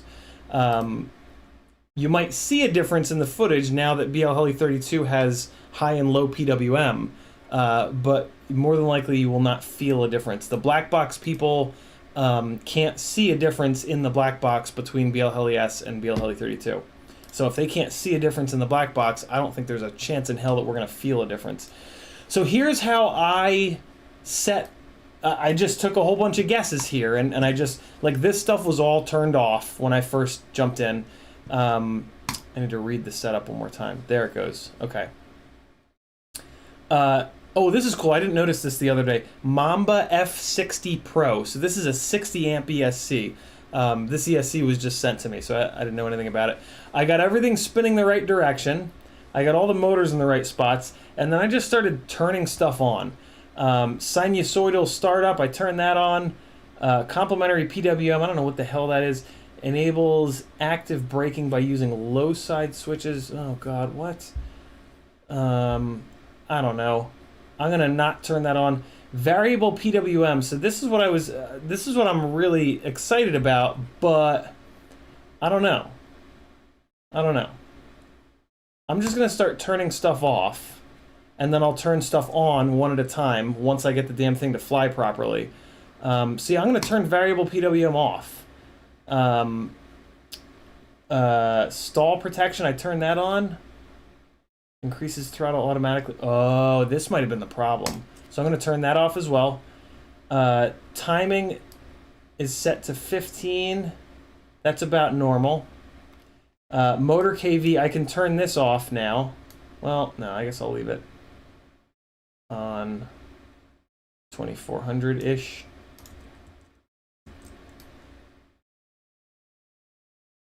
Come on. 2420, close enough. Motor poles, I thought I could turn this stuff off. I think 5-inch motors have 14 motor poles, right? Yeah, I'm pretty sure they do. Startup power, I'm leaving that at 50. I think that's the normal, right? Controls initial power. See, this the bottom is 50, and then the top is 150. So I feel like I should maybe put this in the middle at 100. But in BL Heli, the startup power is at 50. So I don't know. Let me try putting this in the middle.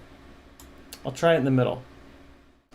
And then PWM frequency, I'm going to put to 24. Brake on stop, I'm going to turn on. And I'm going to right setup. Unfortunately, the problems with this only really showed up when I was flying it outside, so I can't really like test hover it in here. So I'm just gonna make these changes here, rate the setup, which it already did, and the next time I go out and fly, I'm gonna bring this rig with me, see if it acts right. And then if it does act right, I'm gonna come in here and I'm gonna start turning these things on one at a time. Let me give you guys a little bit of flight footage because I have to go to the bathroom. Be right back.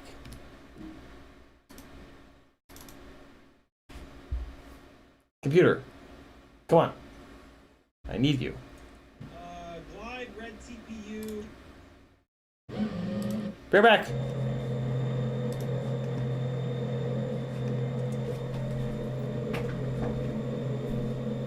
Oh, hello.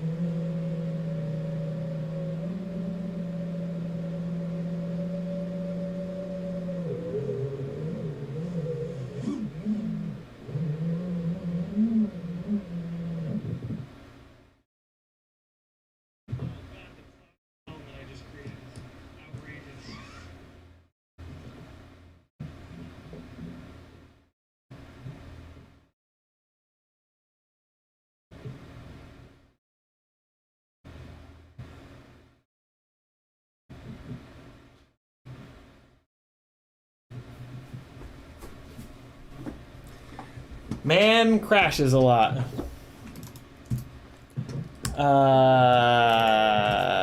That went well.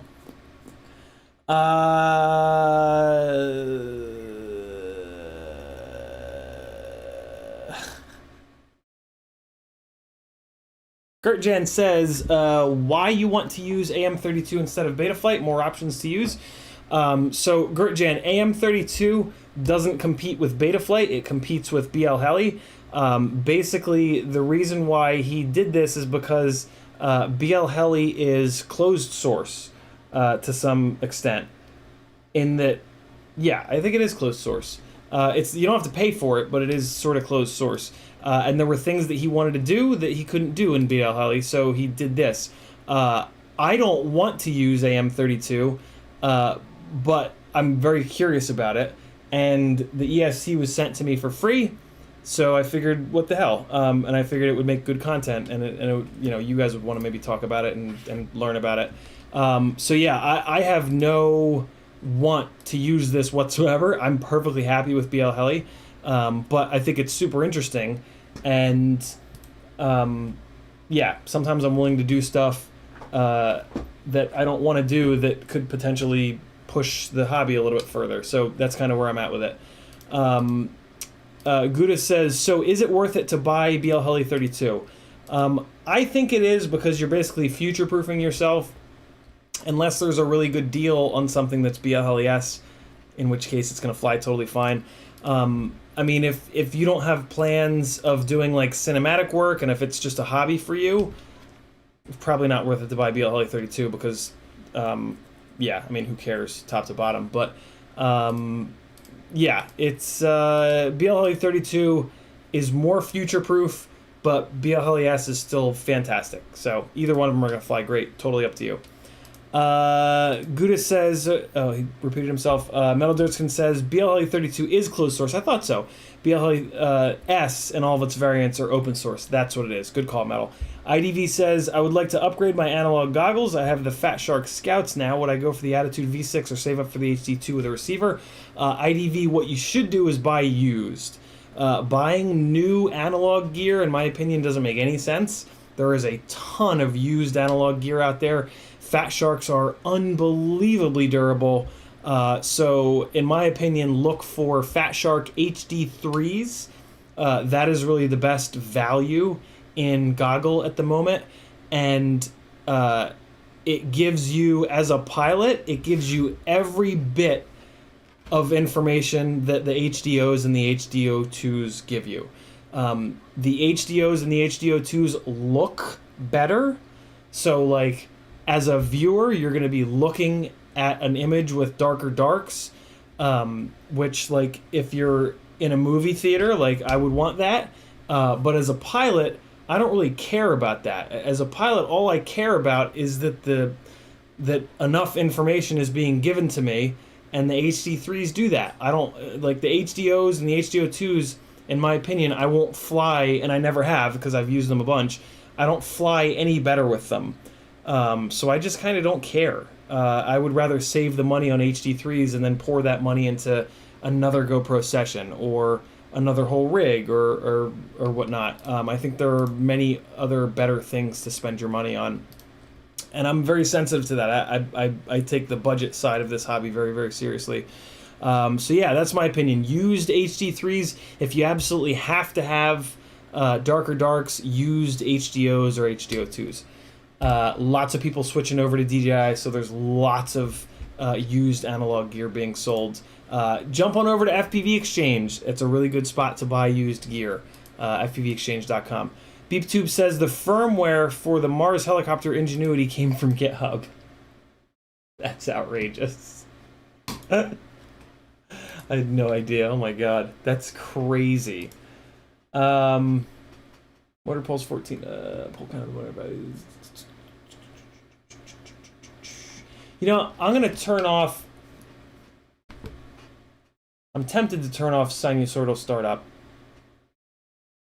During the first 10% of throttle, the motor is stepped. Yeah, you know what? I'm gonna turn this off as well. I should have done this from the get-go. I'm just gonna leave everything off this way, because what I just read here is that the motor count, the motor pole count, is what the sinusoidal startup uses. So yeah, I'm just gonna turn everything off. I'm already taking a little bit of a gamble here on this startup power of 100. That seems like it's way too high. Because BL Heli startup power, you want it to be at 50, but in BL Heli, the range of startup power is from 0 to 100, whereas the range in here is from 50 to 150. So that's why I feel like maybe 100 is the proper value. I'll find out. So yeah, we've written the setup. Next time I fly, I'll give it a shot. Johnny Droid agrees. Still flying HD1s, not HDO. I can see just fine. Yeah, totally. All right. So we'll disconnect here. We'll disconnect here, and next time I fly, I'll have some more feedback for you guys on AM32. All right. So the other thing I want to do is just some sort of maintenance-y stuff. I'm going to show you guys how, so the biggest maintenance thing that you can do for your rigs is what I was showing you before. Flex the arms to make sure that your arm bolts are tight and make sure that the arms aren't broken, delaminated, but also checking the health of your motors. So let's check the health of a whole bunch of motors, and then in the process there's some changes that I want to make in Betaflight, and we'll kind of talk through those. Vern Kelk says, do it now. What am I doing now? Do what? Okay. So, ooh, flight controller got a little warm. Jesus. Flight controller got way warmer than what I thought. Keep filling up the chat with questions. You guys are doing great. Lots of really good questions so far. Test quad. Oh,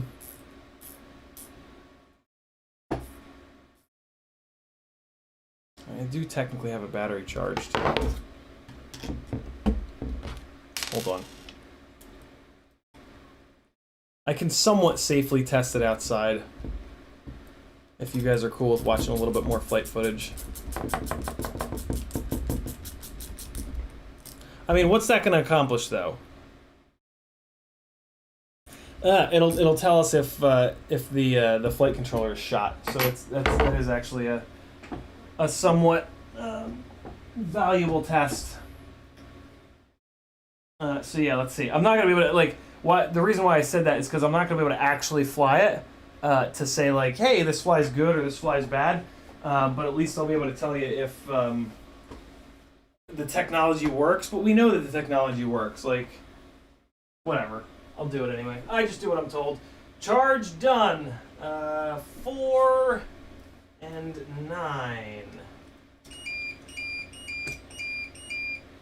4 and 9.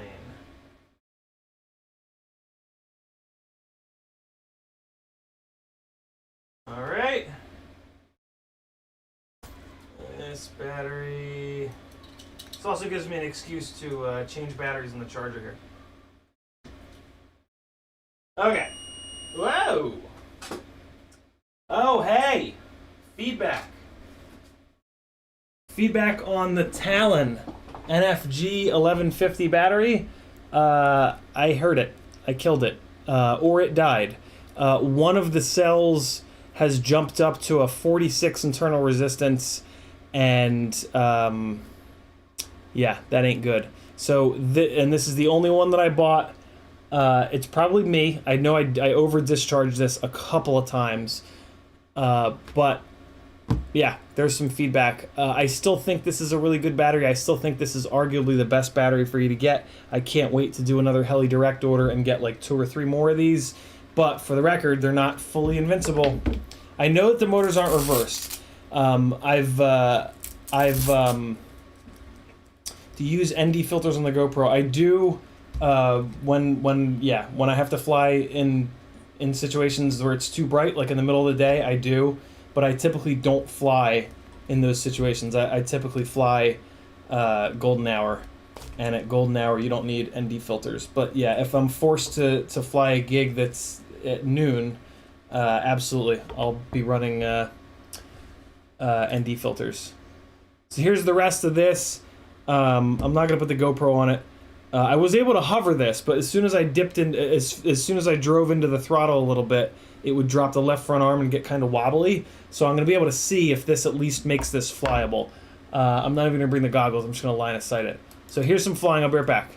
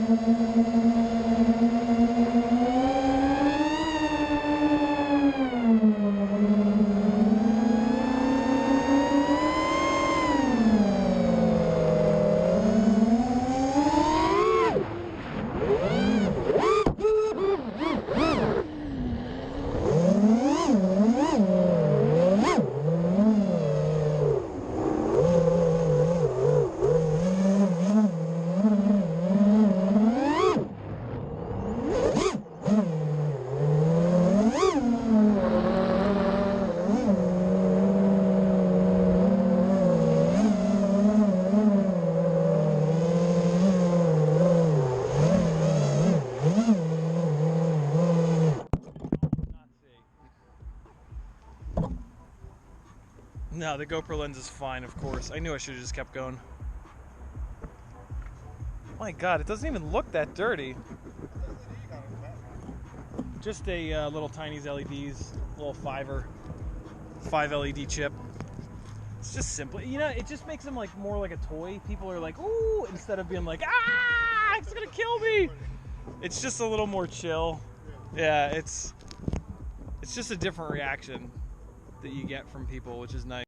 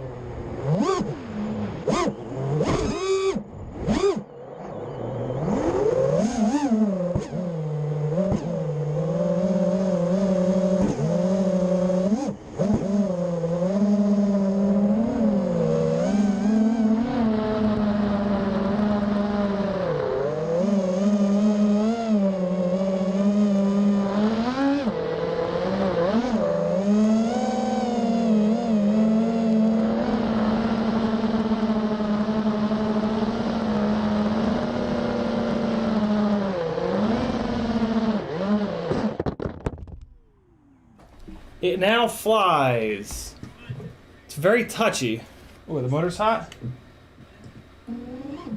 Motors are a little warm, actually. It does fly, though.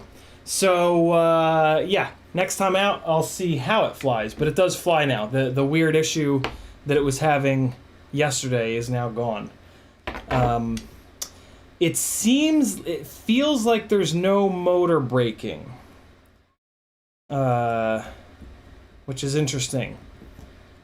I have motor braking turned on in that configurator there, but it feels like it's not working. I mean, so braking on stop, I think braking on stop was just turned on, right? And it's definitely not doing that. It's definitely not braking the motors on stop, on disarm. That's for sure. But it's also acting like there's no motor braking at all. So let's connect again. And maybe that's something that's just missing from this online configurator. But let's see. Direction reversed. Yeah, see, brake on stop here is turned on, but it's definitely not braking on stop. So, yeah, it's kind of interesting. Once I fly it, I'll know if there's actually no motor braking at all. There aren't any parameters here that lead me to believe that, like, I've turned motor braking off.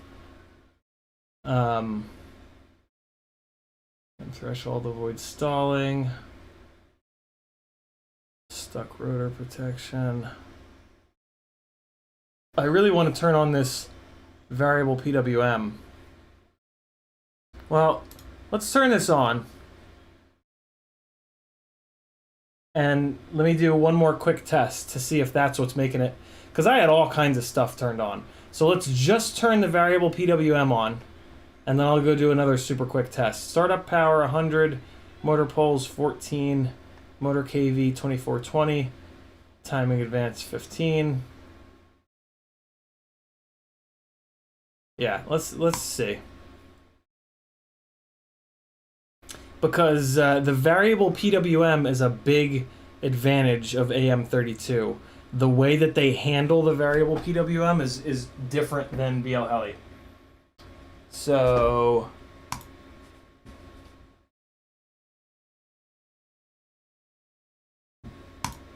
okay, do one more really quick test here.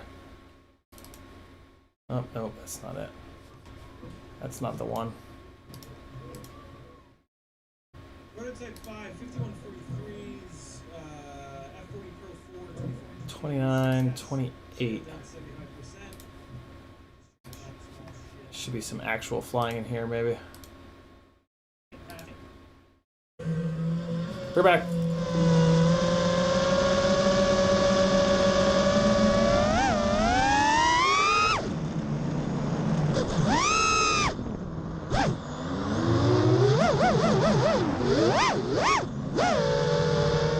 Hey, this is the Prototype 5 flying. Can you tell the difference between the Glide? I can't.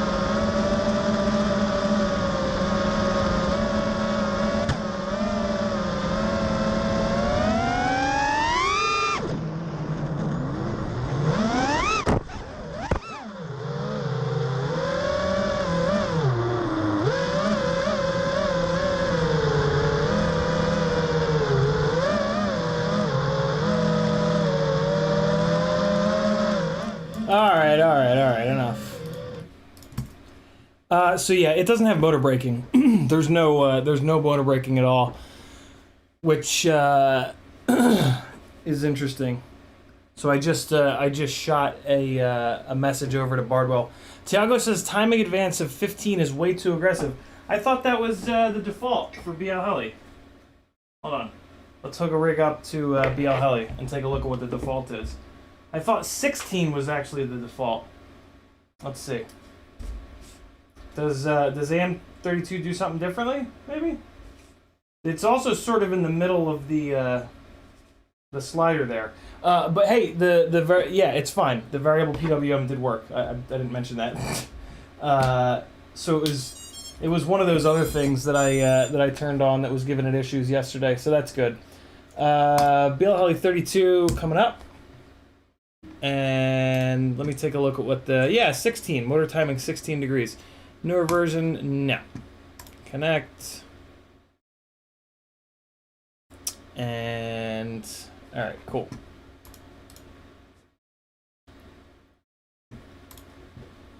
Okay, check.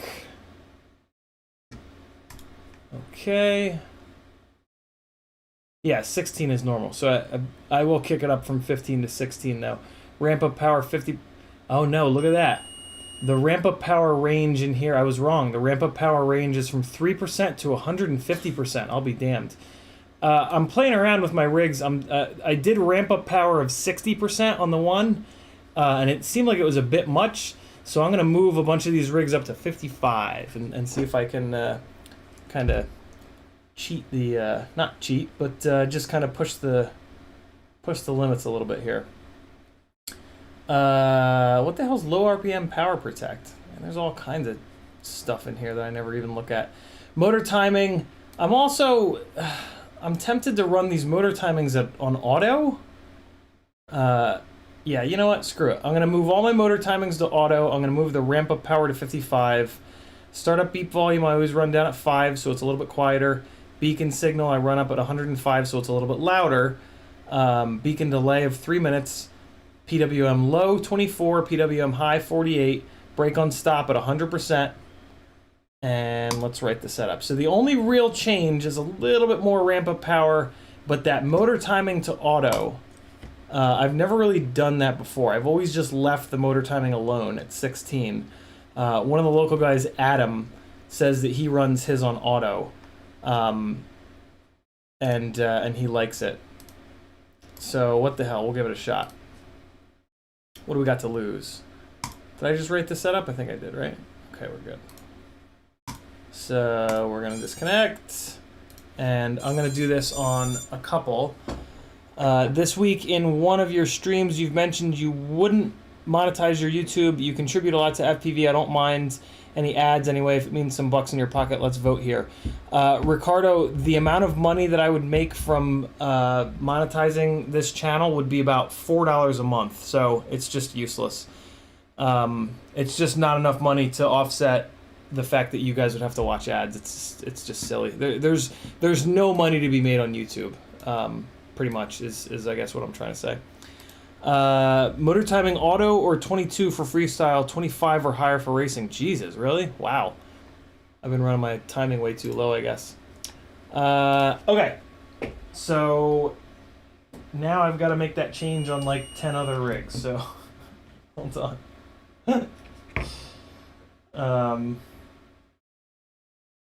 How long we been going here? Anybody? What time is it? 5 o'clock? All right, cool. It's about. I was gonna try to get out and fly, but it looks like it's about to rain. No, it's been sunny. It just popped out. Really? It's just sunlight. All right, so I'm gonna update a couple of these rigs. Oh wait, what am I doing? I wanted to make some changes in Betaflight as well. I'm gonna update a bunch of these rigs, and then I am actually gonna go fly, so that tomorrow, because tomorrow is gonna be the last like normal live stream that you guys get from me in a while. Tomorrow I'll have some feedback for you. So let's click here. Let's click over here. And just take a quick rip through a couple of tabs here. 8K, 14.5, motor idle is down at 5. Okay, D-Shot 600, good. So let's jump into the filter settings. Okay, so it looks like I've turned off the gyro low pass filtering here. I still have this dynamic notch, the double dynamic on. I'm gonna leave it. Well, yeah, I'm gonna leave it. Didn't I put a notch filter on that other rig though? Hold on. That's what I wanted to do. But I forget where that notch filter sits. So let me plug into this rig that Chris Rosser and Kebab used for the glide frame resonance testing. Very, very cool of Chris to give me a shout out in that video. He really didn't need to. All I did was was fly and send those guys a black box log, but says a lot about Chris Rosser that he gave me a little shout out in that glide frame resonance video. That was pretty cool. Okay, so I put it 210, 200. Let me take a quick screenshot of this. Let me take a screenshot of this entire filtering setup on this rig, because this rig, this is the dark purple rig.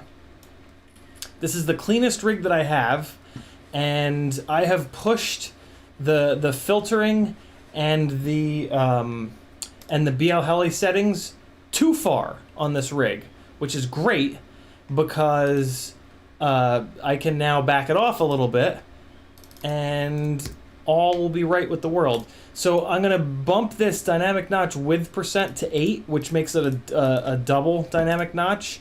That coupled with this gyro notch filter is gonna give me a little bit more safety, which I like. I have been screwing around with changing my rates and even adding a little bit of throttle expo.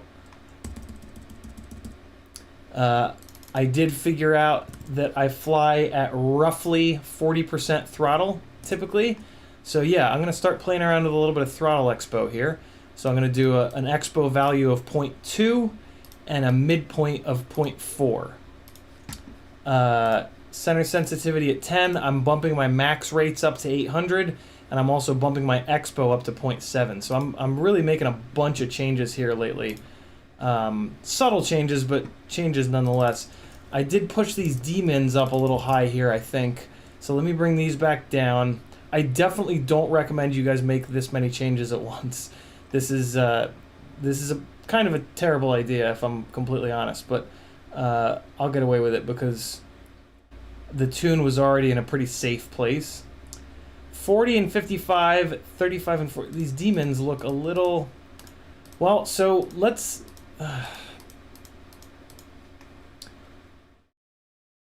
I'm going to turn D-min off on everything. So I was at... Hold on. Where were my D-mins at? 35 and 40. So 35 and 40 are safe. So I'm going to turn D-min off. And I'm going to put this at 35 and 40. So that the regular D-gain is now where the D-min was. And then I'm going to see how it flies with that. And hopefully... actually, I'm going to go up to 45 here. And hopefully this flies worse. If it flies worse, but there's not motor heat problems, I'm going to keep moving these D-gains up until the motor heat becomes a thing. So I've got sort of middle-of-the-road filtering, not super aggressive. I've got this gyro notch here, which is interesting, 210 and 200. I'm going to now put these settings on all the rest of the rigs. I'm actually going to take a bunch of screenshots here because I'm changing a bunch of stuff and I don't want to forget what I'm changing.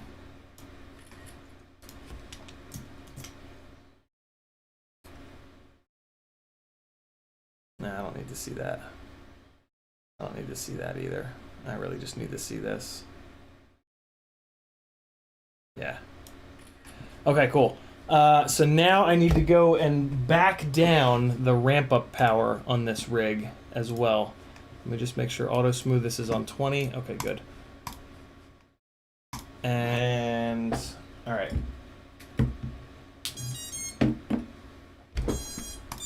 So now let's get into BL Heli. 32, that is. And we're gonna check. That's not great. Oh, Oh, come on. Oh, you know what? Oh, it's not plugged in. Oh, I powered up the wrong rig.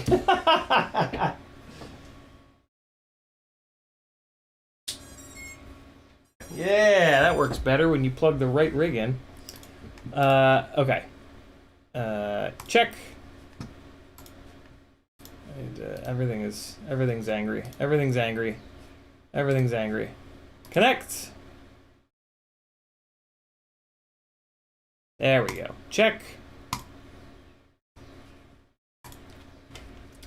Okay, yeah. Ramp up power of 60. Let's back that down to 55. And PWM high and low is good to go. Start up tone, brake on stop. And we're going to move motor timing to auto. And we're going to write the setup. Okay, cool.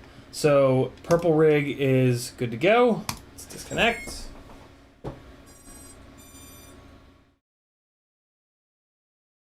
All right, next is, so that was actually the violet rig. Next up is the actual purple rig. And let's go through beta flight first.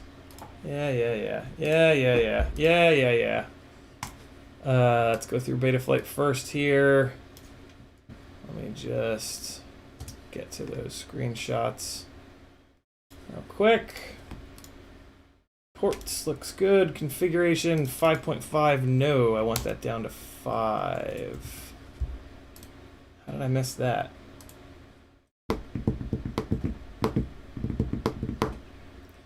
So I should. Yeah, I know. I can always look back at the streams, right? Ramp up power adjusts how quickly or how slowly the ESC feeds in and ramps up the power each time the magnet crosses the center point or whatever the hell it is of the stator pole. So it can, it's like increasing the timing in your car. It can produce a little bit more power, but you got to be careful because if it ramps it up too quickly, it can cause bad things. It can do the opposite. It can trigger the motor too early before it's in a place to pull, and it can, do bad things. 210, 200, and then we've got 80 and 350. Okay, cool. It looks like did I really bring that? Kill that dynamic notch? Okay, fine. Fine. So then I kick these guys up. Then what did I do here? 0.7. Throttle expo 0.2. Midpoint 0.4. All right, 10, 800, 70, 0.4, 0.2, 1350, off 100%. Okay, good. And then, wow, I got the PIDs cranked up a little bit more on this rig. Interesting. I probably would have done. Why is there so much yaw P gain?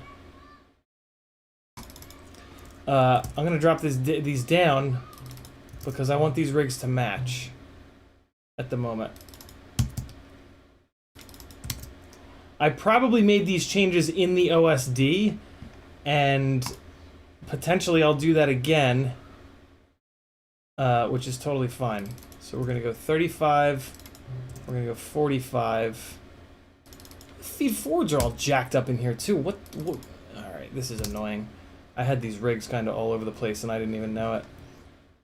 Oh, I know why I moved it up, because this is... Okay, yeah, I'm going to have to end up... Well, no, I'm just going to move these up now. This rig is on a little bit less powerful motors. So I was moving these up to offset that, which is totally fine. So I'm going to do it here with the D-gain as well. Cut off 10. So now the dynamic idle value is technically wrong because I moved my my motor idle. So done. Awesome. So let me do this. I'm gonna take one propeller off and I'm gonna reset the dynamic idle.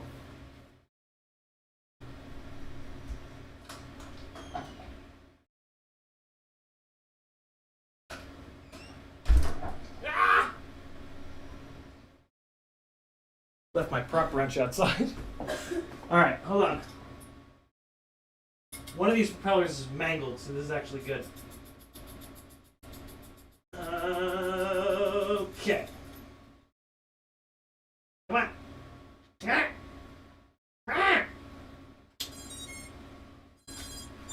Alright, here's how you set your digital idle. I'm going to go through this fast because I want to go out and fly. You connect, you plug a battery in, take the props off.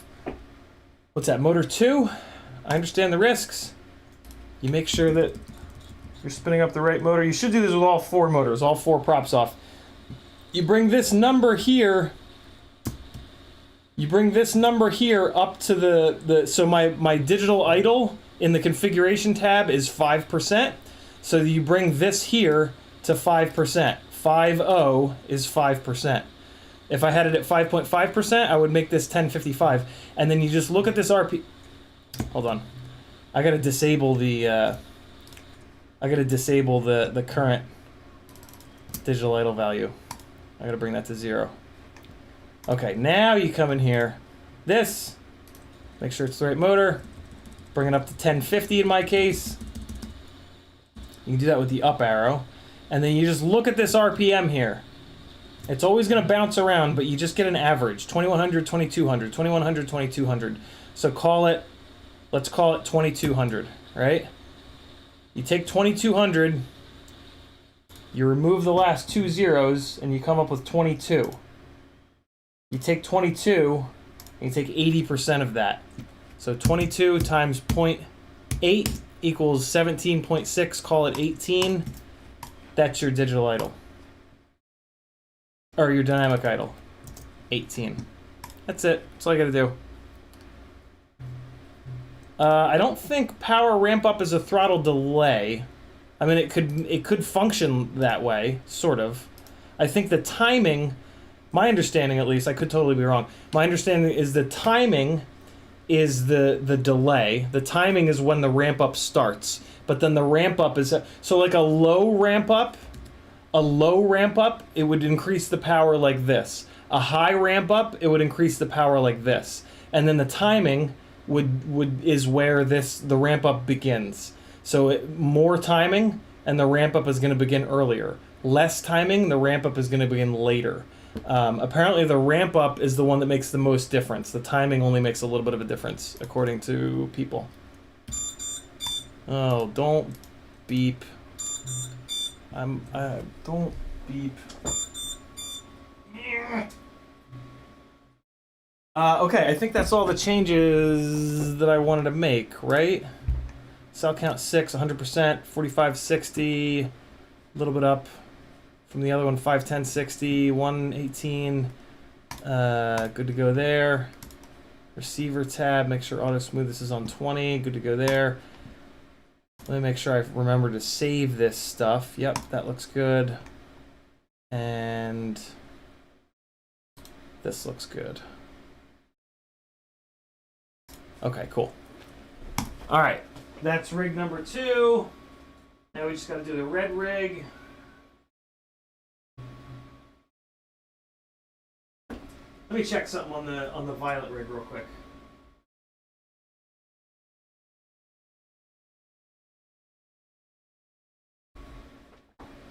The violet rig is on 2400 kV motors, and I don't have them scaled all the way down so that they feel exactly like the 1600s,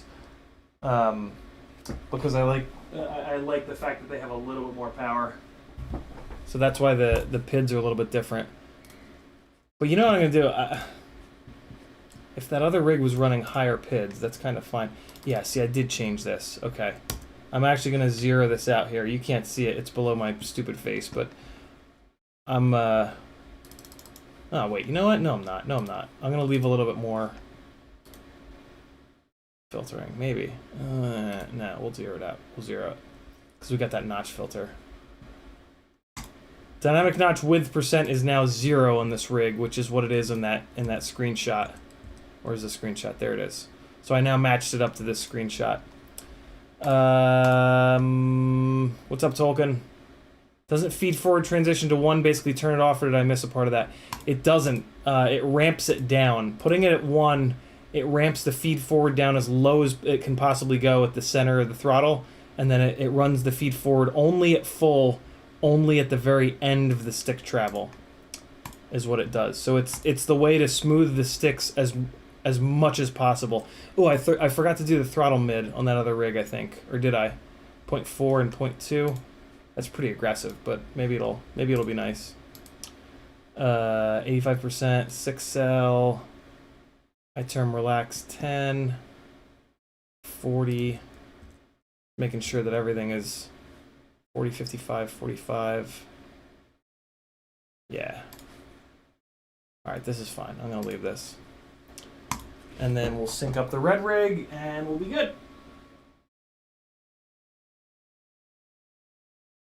Okay.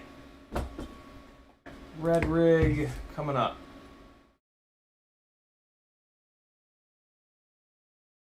Jump into BL Heli. Get that knocked out. Did I do BL Heli twice now? I think I did, right?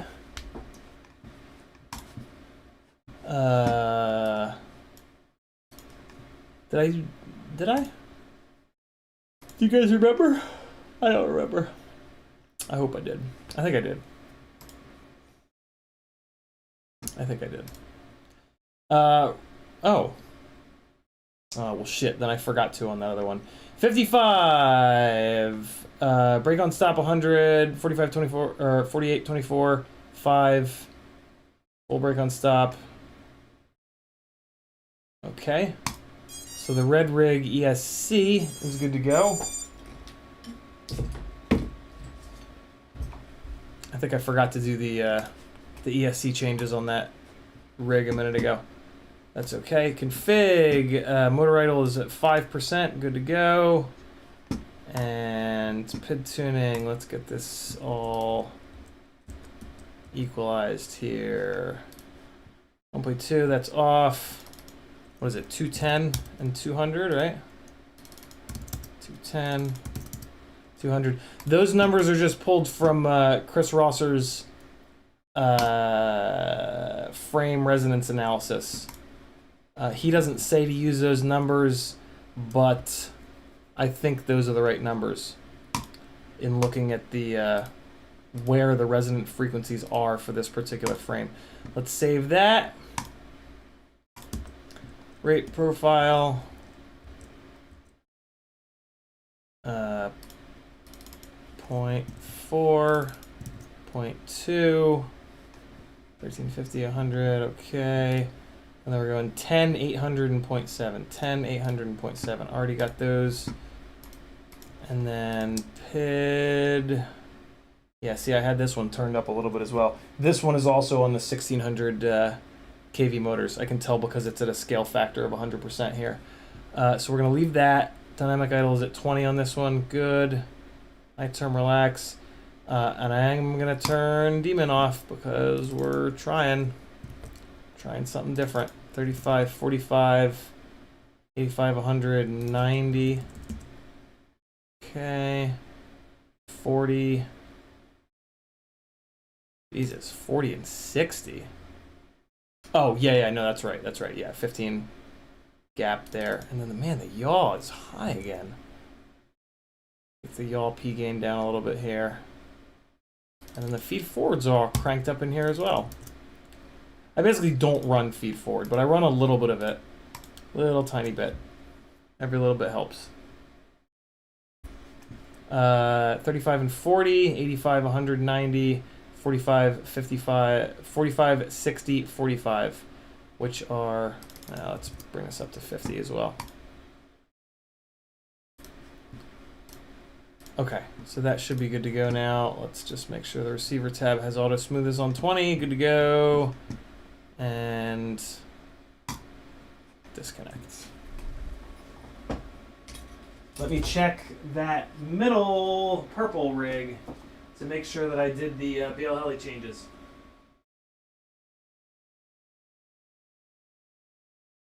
I have a funny feeling I forgot to.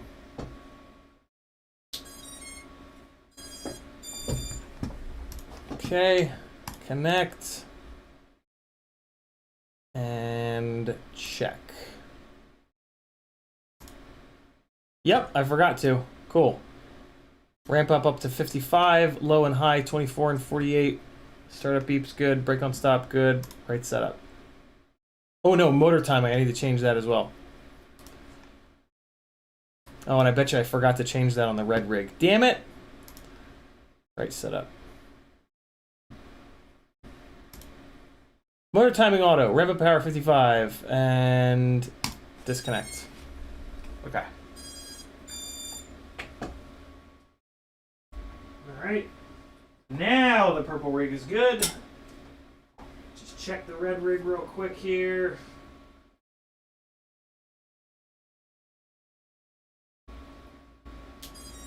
Make sure I change that timing.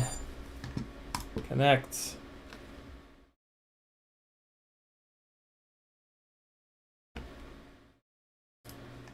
And yep, I did forget. Oh wait, no, maybe not.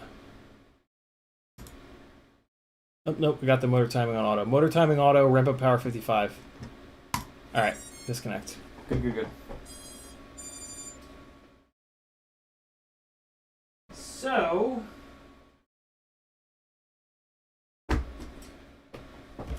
there we have it. Those rigs are now sort of equalized there. I do want to put... I gotta put time into these 3-inch rigs to get them ready for Rampage, and I might as well start now. So let's plug in. Sun's back out, so I got some time, which is good.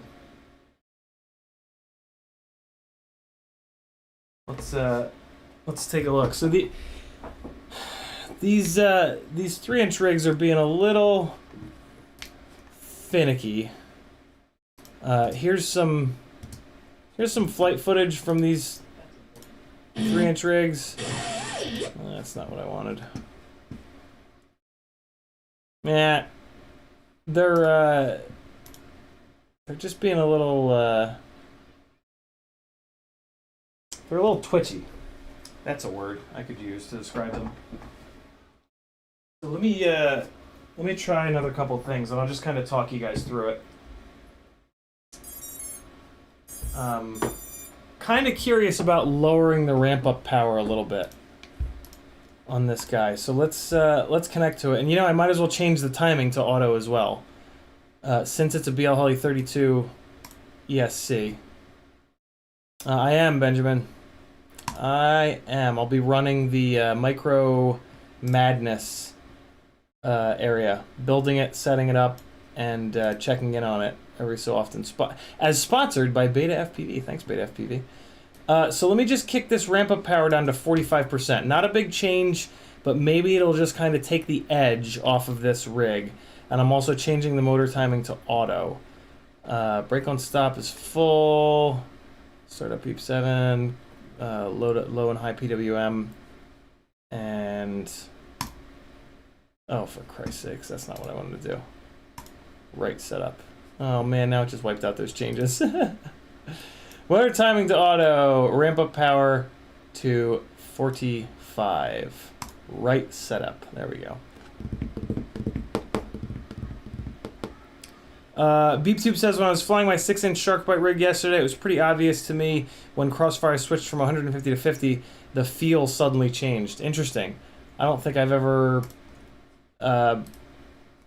I just do not pay much attention to that.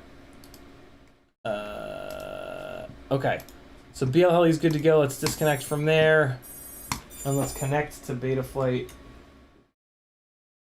I did play around with softening up the PIDs a little bit to try to get it to be a little bit less twitchy, and unfortunately it very quickly got to the point where there wasn't enough PID gain to control the rig, so I had to then back that off.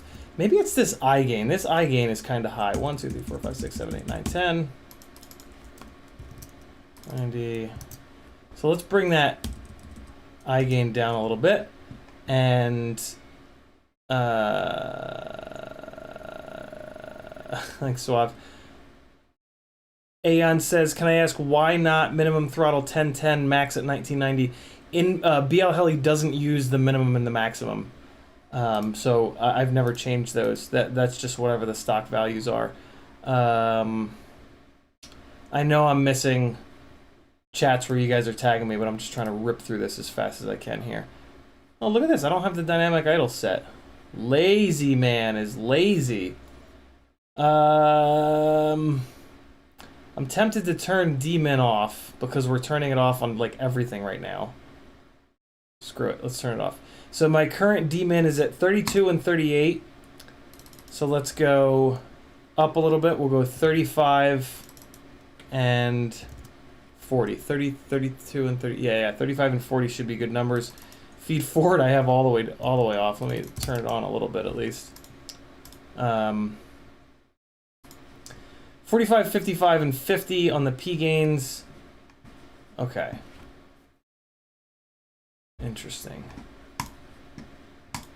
You can tell when it switches when it goes from a LQ of 1 and then a number, or when it goes from an LQ of 2 and a number to 1 and a number, right, guys? Pretty sure that's how it basically works. See where the filters are on this guy. Harmonics are up at 3. Dynamic notch Q is at 250. Minimum is at 90. Let's go down to 80. 80 and 350 I think is the sweet spot. Gyro RPM, yeah, that's fine. Tempted to turn, yeah, I'm gonna turn these off. Apparently they don't do jack shit anyway. So we're gonna turn that off. And then let's come in here, we're gonna add the same throttle expo 0.4. Well, no, I actually don't know. I don't know where my cruising throttle is on this rig. This is actually a rig that I really want to use throttle expo on.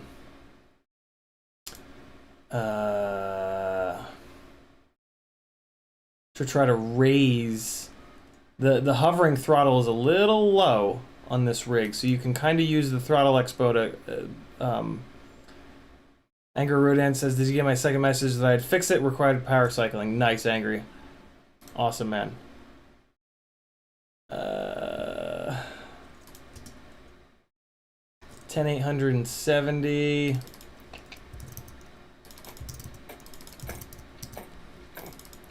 .7. Okay, 65 and 1350. Okay, we're good there. We're good there. Throttle expo. So move this throttle expo down to 0.3. Hold on, let me think about that. If I run that, well, let me just turn this all the way up so I can visualize it. So I can visualize it. So if the hover throttle is too low, if my hover throttle is too low, I can run this mid at 0.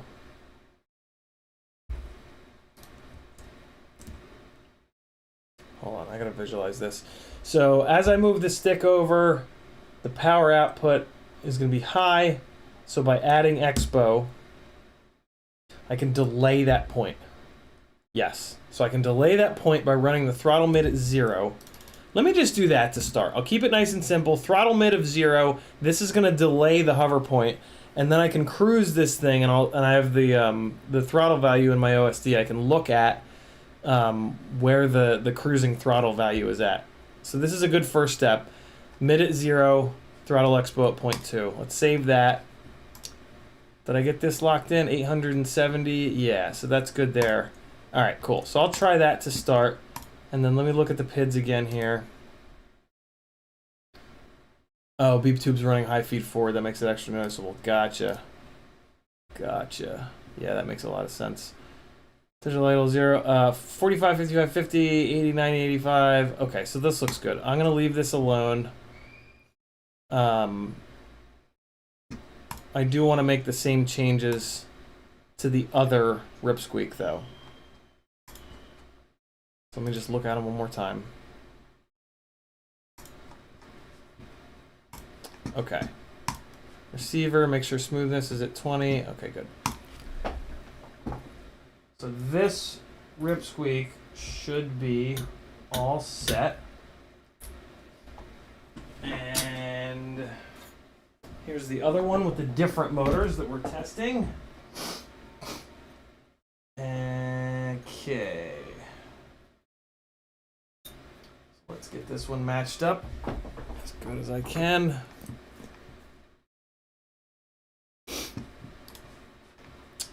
Wait, no, let me put power to it and make the same changes in BL Heli first before I forget. Connect. Check. Come on. What? What? What? What? What? What? No. No. No. No. Disconnect. Connect. Don't be so angry, BL No, what? Hold on.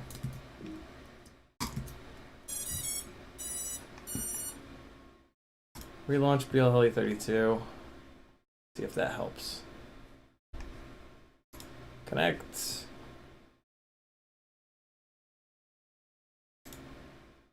Oh, this rig doesn't have a BL 32 ESC in it, does it?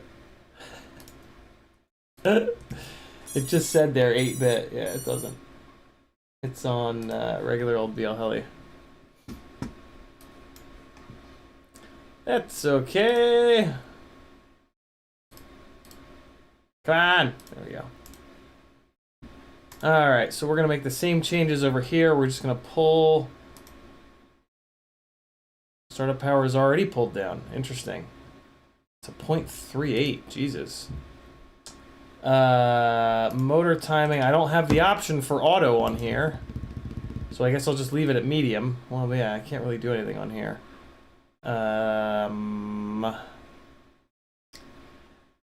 Interesting. This rig was actually more cranky than the other one. Huh.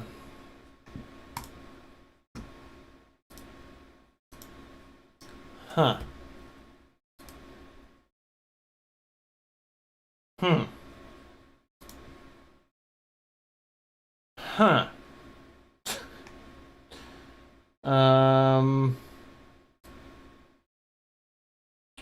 Interesting. Why the hell didn't I put a BL 32 ESC in here? Oops, that's not what I want. I want a right setup.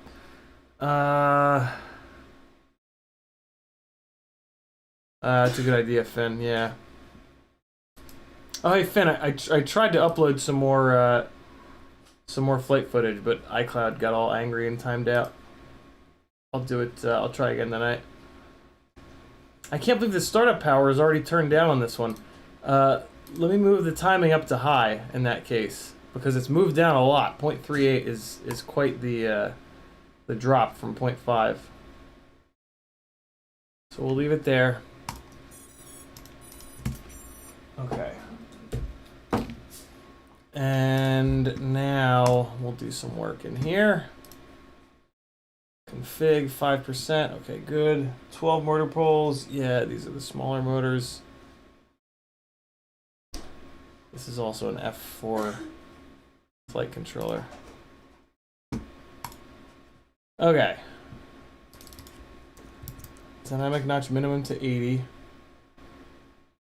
What? This is only on Betaflight 4.1? What the hell? Oh man.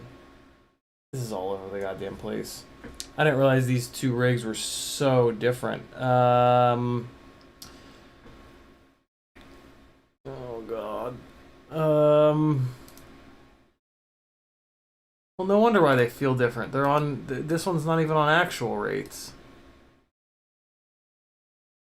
Talon F4 V2. I think I might need to... I think I need to get these onto the same flight firmware if I'm gonna continue to compare these. All right, I have to do it. I just have to do it. Let me take some screenshots here. There's really nothing magical going on in here, but just grab one anyway. Yeah, right.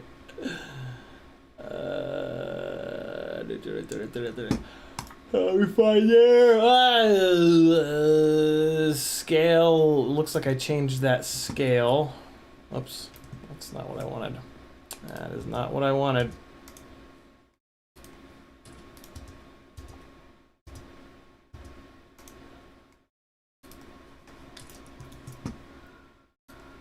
Alright. Grab that. Pit tuning. Grab that. Oh look, I'm already using Throttle Expo on this one too. Man, I am all over the effing place with these two rigs. What is happening? And then filter settings. Oh wait, the filter settings don't really matter because they're gonna change like crazy.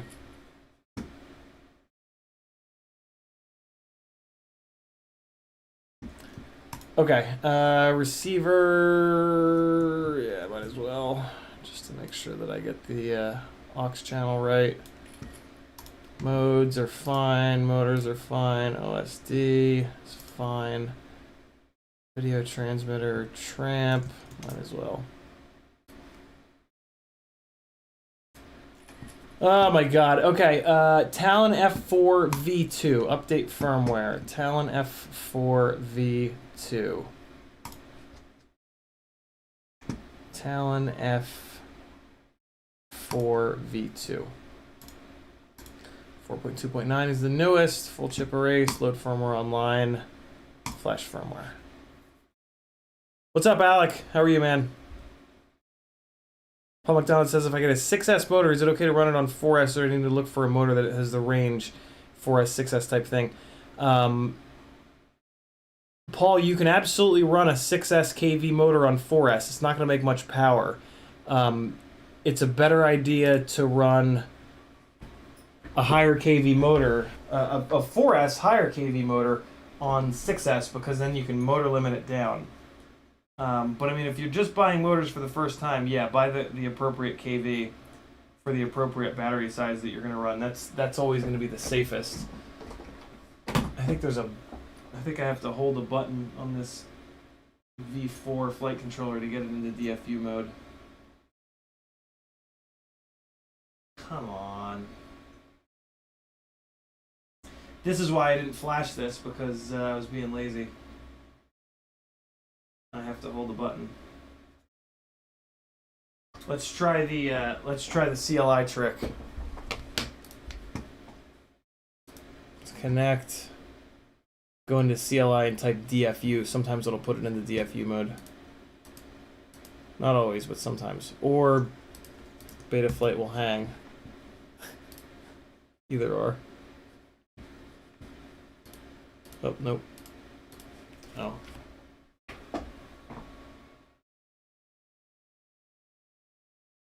What the hell? I think it's like halfway into DFU mode. Let's try this again. I gotta eat some nuts. Hungry. The hunger. That's what she said. Indeed. CLI. DFU. Nope.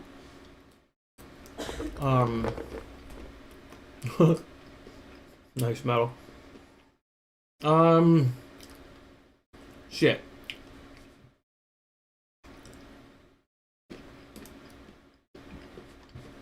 I think they took that command out.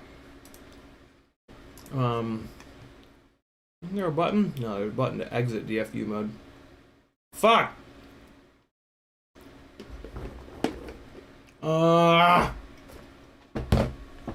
Damn it. This just became so much more annoying. Hold on.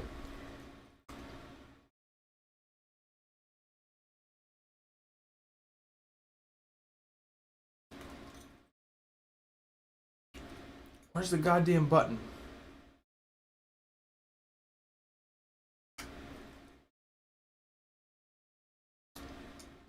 Button on the flight controller, show yourself. I know how I can find it. I'll look up the BL. Oh yeah, right, bootloader.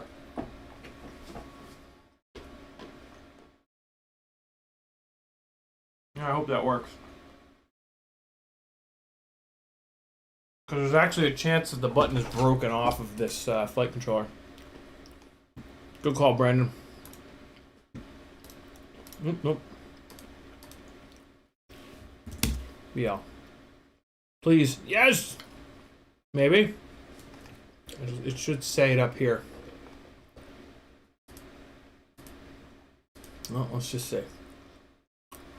Talon F4 Retail 429. Flash. Please. Please.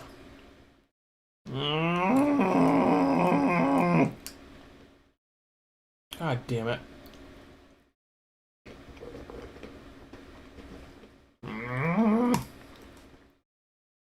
Please. Alright, hold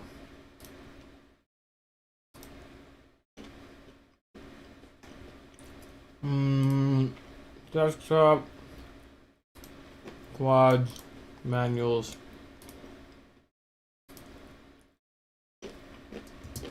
F4V2.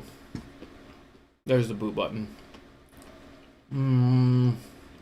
Right behind the USB. Okay. Right sort of next to and behind the USB. Yeah, it won't reboot. Alright, let's see.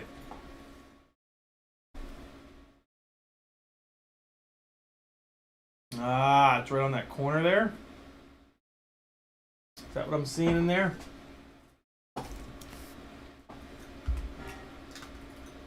Apparently it's right up in there.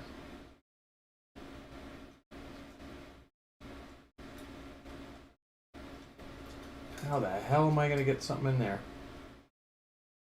Especially when I can't even see. Oh, yeah, there it is. There it is. Okay. So, this ought to be interesting. I gotta push that little bastard. Luckily, it's a button that you can feel it. Oh, I got it. There it is. Sweet. Hopefully I'm not shorting anything with this screwdriver, but we'll find out in a second. Please say DFU. It says DFU. That's what I wanted to see. Okay. Flash firmware. Thank you. Oh god, EBR, no. BeepTube had D16 RX loss at the racetrack because we're 20 radios on 2.4 and FR Sky noise reduction. It sucks. Interesting. Wouldn't fit in there, Frank. It was too tight in there. I need a thinner one, I guess. That's what you said. Yeah, I know, Brandon, it's annoying. I wish it worked all the time, but every once in a while it doesn't. Good call. Remembering it's BL, though. I couldn't remember that.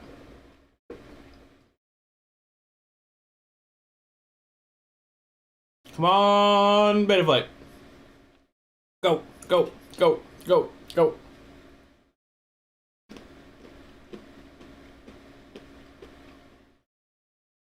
Okay.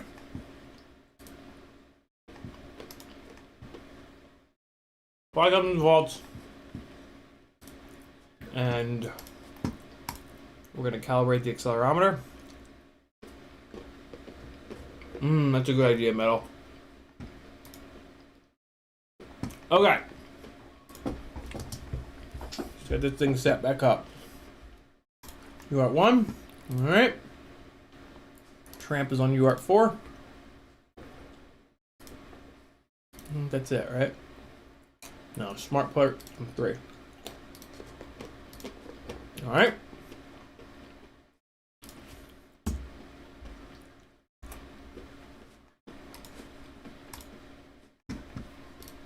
I'll go D-Shot 300. Oops, nope.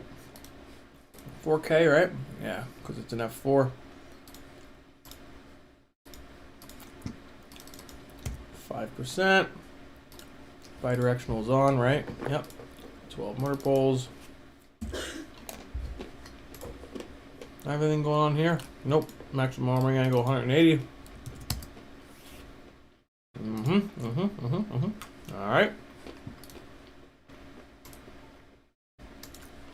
I assume it was on S-Bus. Telemetry on. Constant air mode off. OSD dynamic. Okay, good. Alright.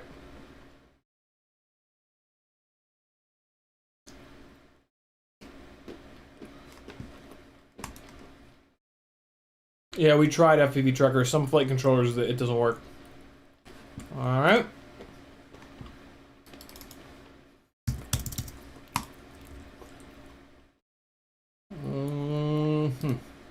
Okay.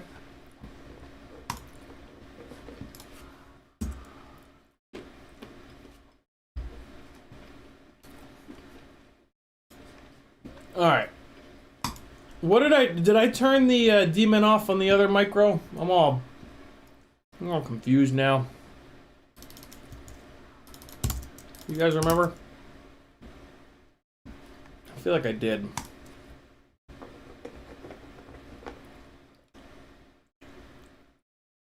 Oh, Jackalope, what was the question again? I read the question and I got distracted. Sorry, man. Copy and paste me that question. Tag me again. Did I turn it off? Alright. 30. Oh wow, these are really... These are stock rates? Stock rates are kind of cranked up. Oh shit. 40. 50.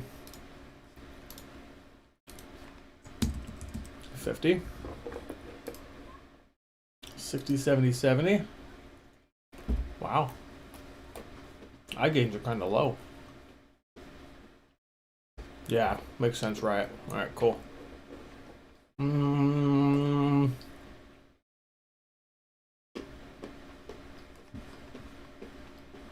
time have I got open to eat me? Turn that down. Turn this up.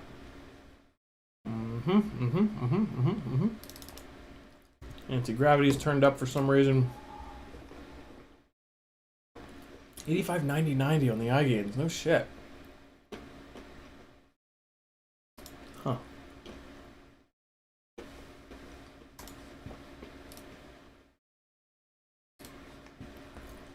Hey, actual rates.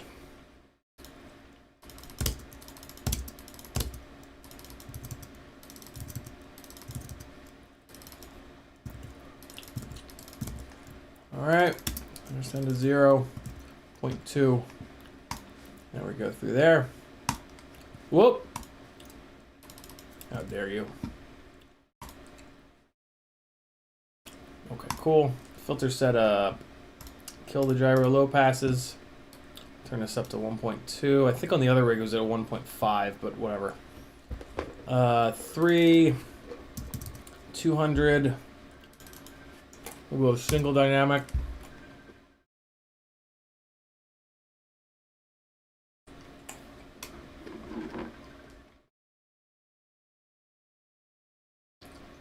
Hello?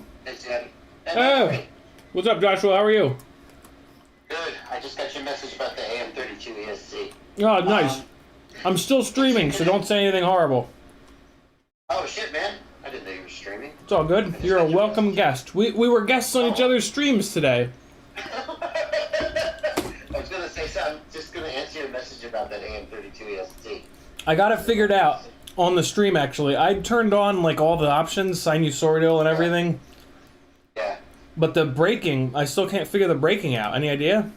So you did connect it, and then you did the right. You wrote the default settings first, like I did in the. You connected it and you checked the settings and you wrote the settings. So yeah, I had to use the online thing though, so I couldn't use your video the way you did it because I'm on a Mac. Ah. So I had to use the online. Didn't hear any of that. Oh, I'm on a Mac, so I couldn't use the downloadable configurator. I had to use the online configurator thing. I don't know anything about that. Yeah, I did. I actually. I'm gonna guess that they're not configured correctly. I had a They feeling. flew fine for me. Okay. So yeah, get parallels or something. Try and see if you can, and then watch the video I did where he walks me through the initial setup. Right. Because the ESCs he sent are not configured. They're flashed but not configured, so they basically are in a completely bogus state. Got it. Got it. All right. Anyway, Cool. That's what I think you got to do.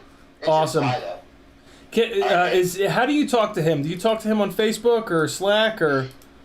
Probably email. I'll get you his info. Awesome. Thanks, brother. All right. Thanks. Have a good stream, man. Yep. Later. Bye. Thank you.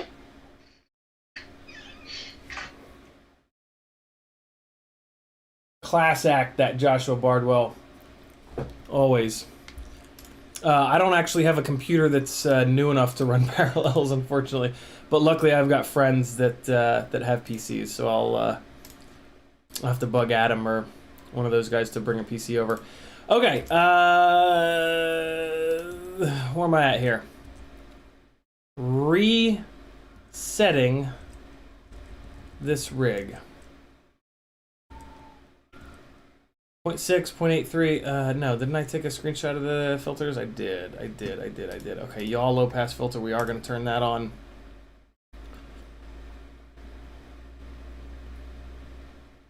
Metal asking about yaw in the middle of the stick. I haven't noticed it, but I will, now I will. Pid profile. And, okay, let's get this dialed in here. I think this was what, on aux 4? Yeah, aux 4.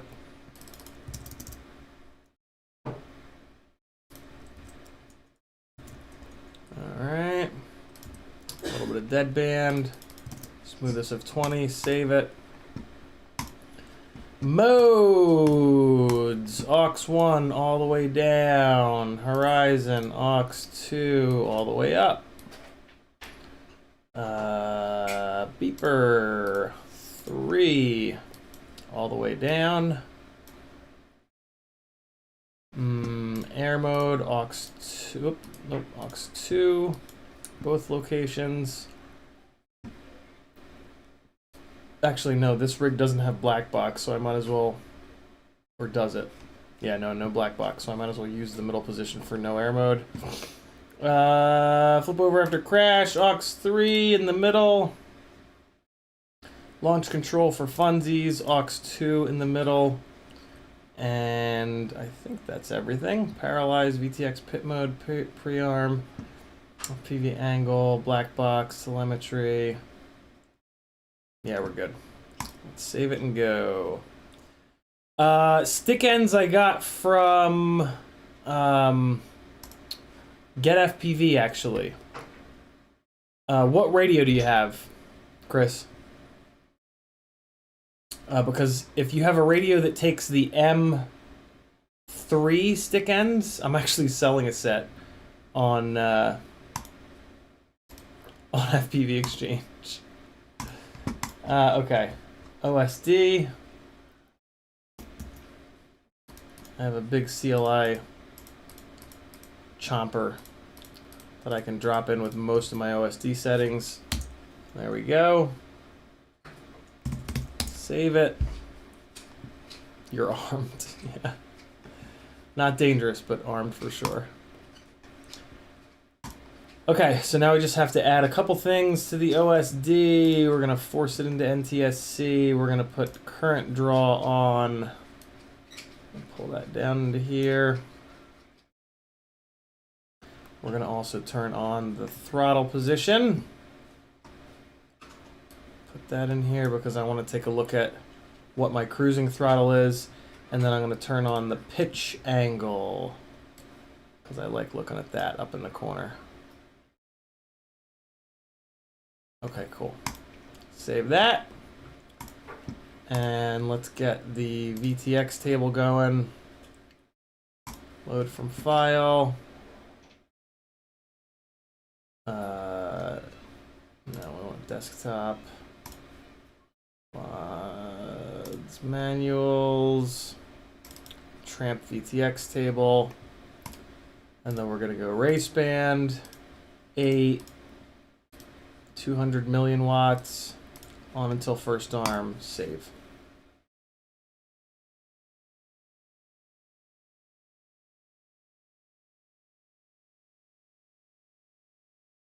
All right. Yeah, we'll leave this VTX at 200. That's fine. Race band 8, 200 pit mode off. On until first arm. Okay, good. Black box it doesn't have. And that should be good to go. Let me do this though. I do want to match this up with the other rig. So let me do something real fast here. Let me kill these screenshots. And I'm going to take a couple new screenshots here of the other rig to make sure that I have these as close as possible. I mean, pretty much identical.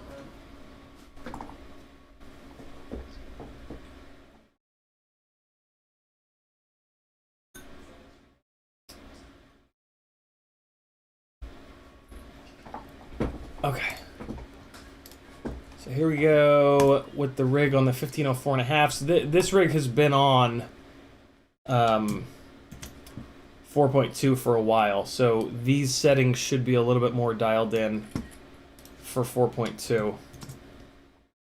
So I just want to make sure I have these things as close as possible to one another.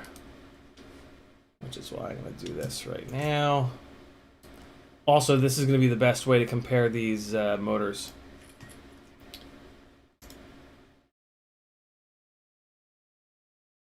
What? Oh, right. Nice. Tomorrow at 6. Good to know. Phone, take it easy. Why air mode on a Switch? There are situations where it's nice to turn air mode off, basically. Like if you're going to try to land on something, or if you're flying really low to the ground inside, it's nice to be able to turn air mode off. I typically don't, but it's just one of those things. That's I have the switch position, so like why not give myself the option kind of thing. Motors, OSD, video transmitter, okay. What? Oh, that's right. I'm using an old video transmitter on this rig that doesn't even have smart audio. Okay. Config. 14 and 5. Okay.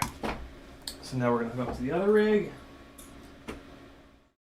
and make sure everything is kind of close together.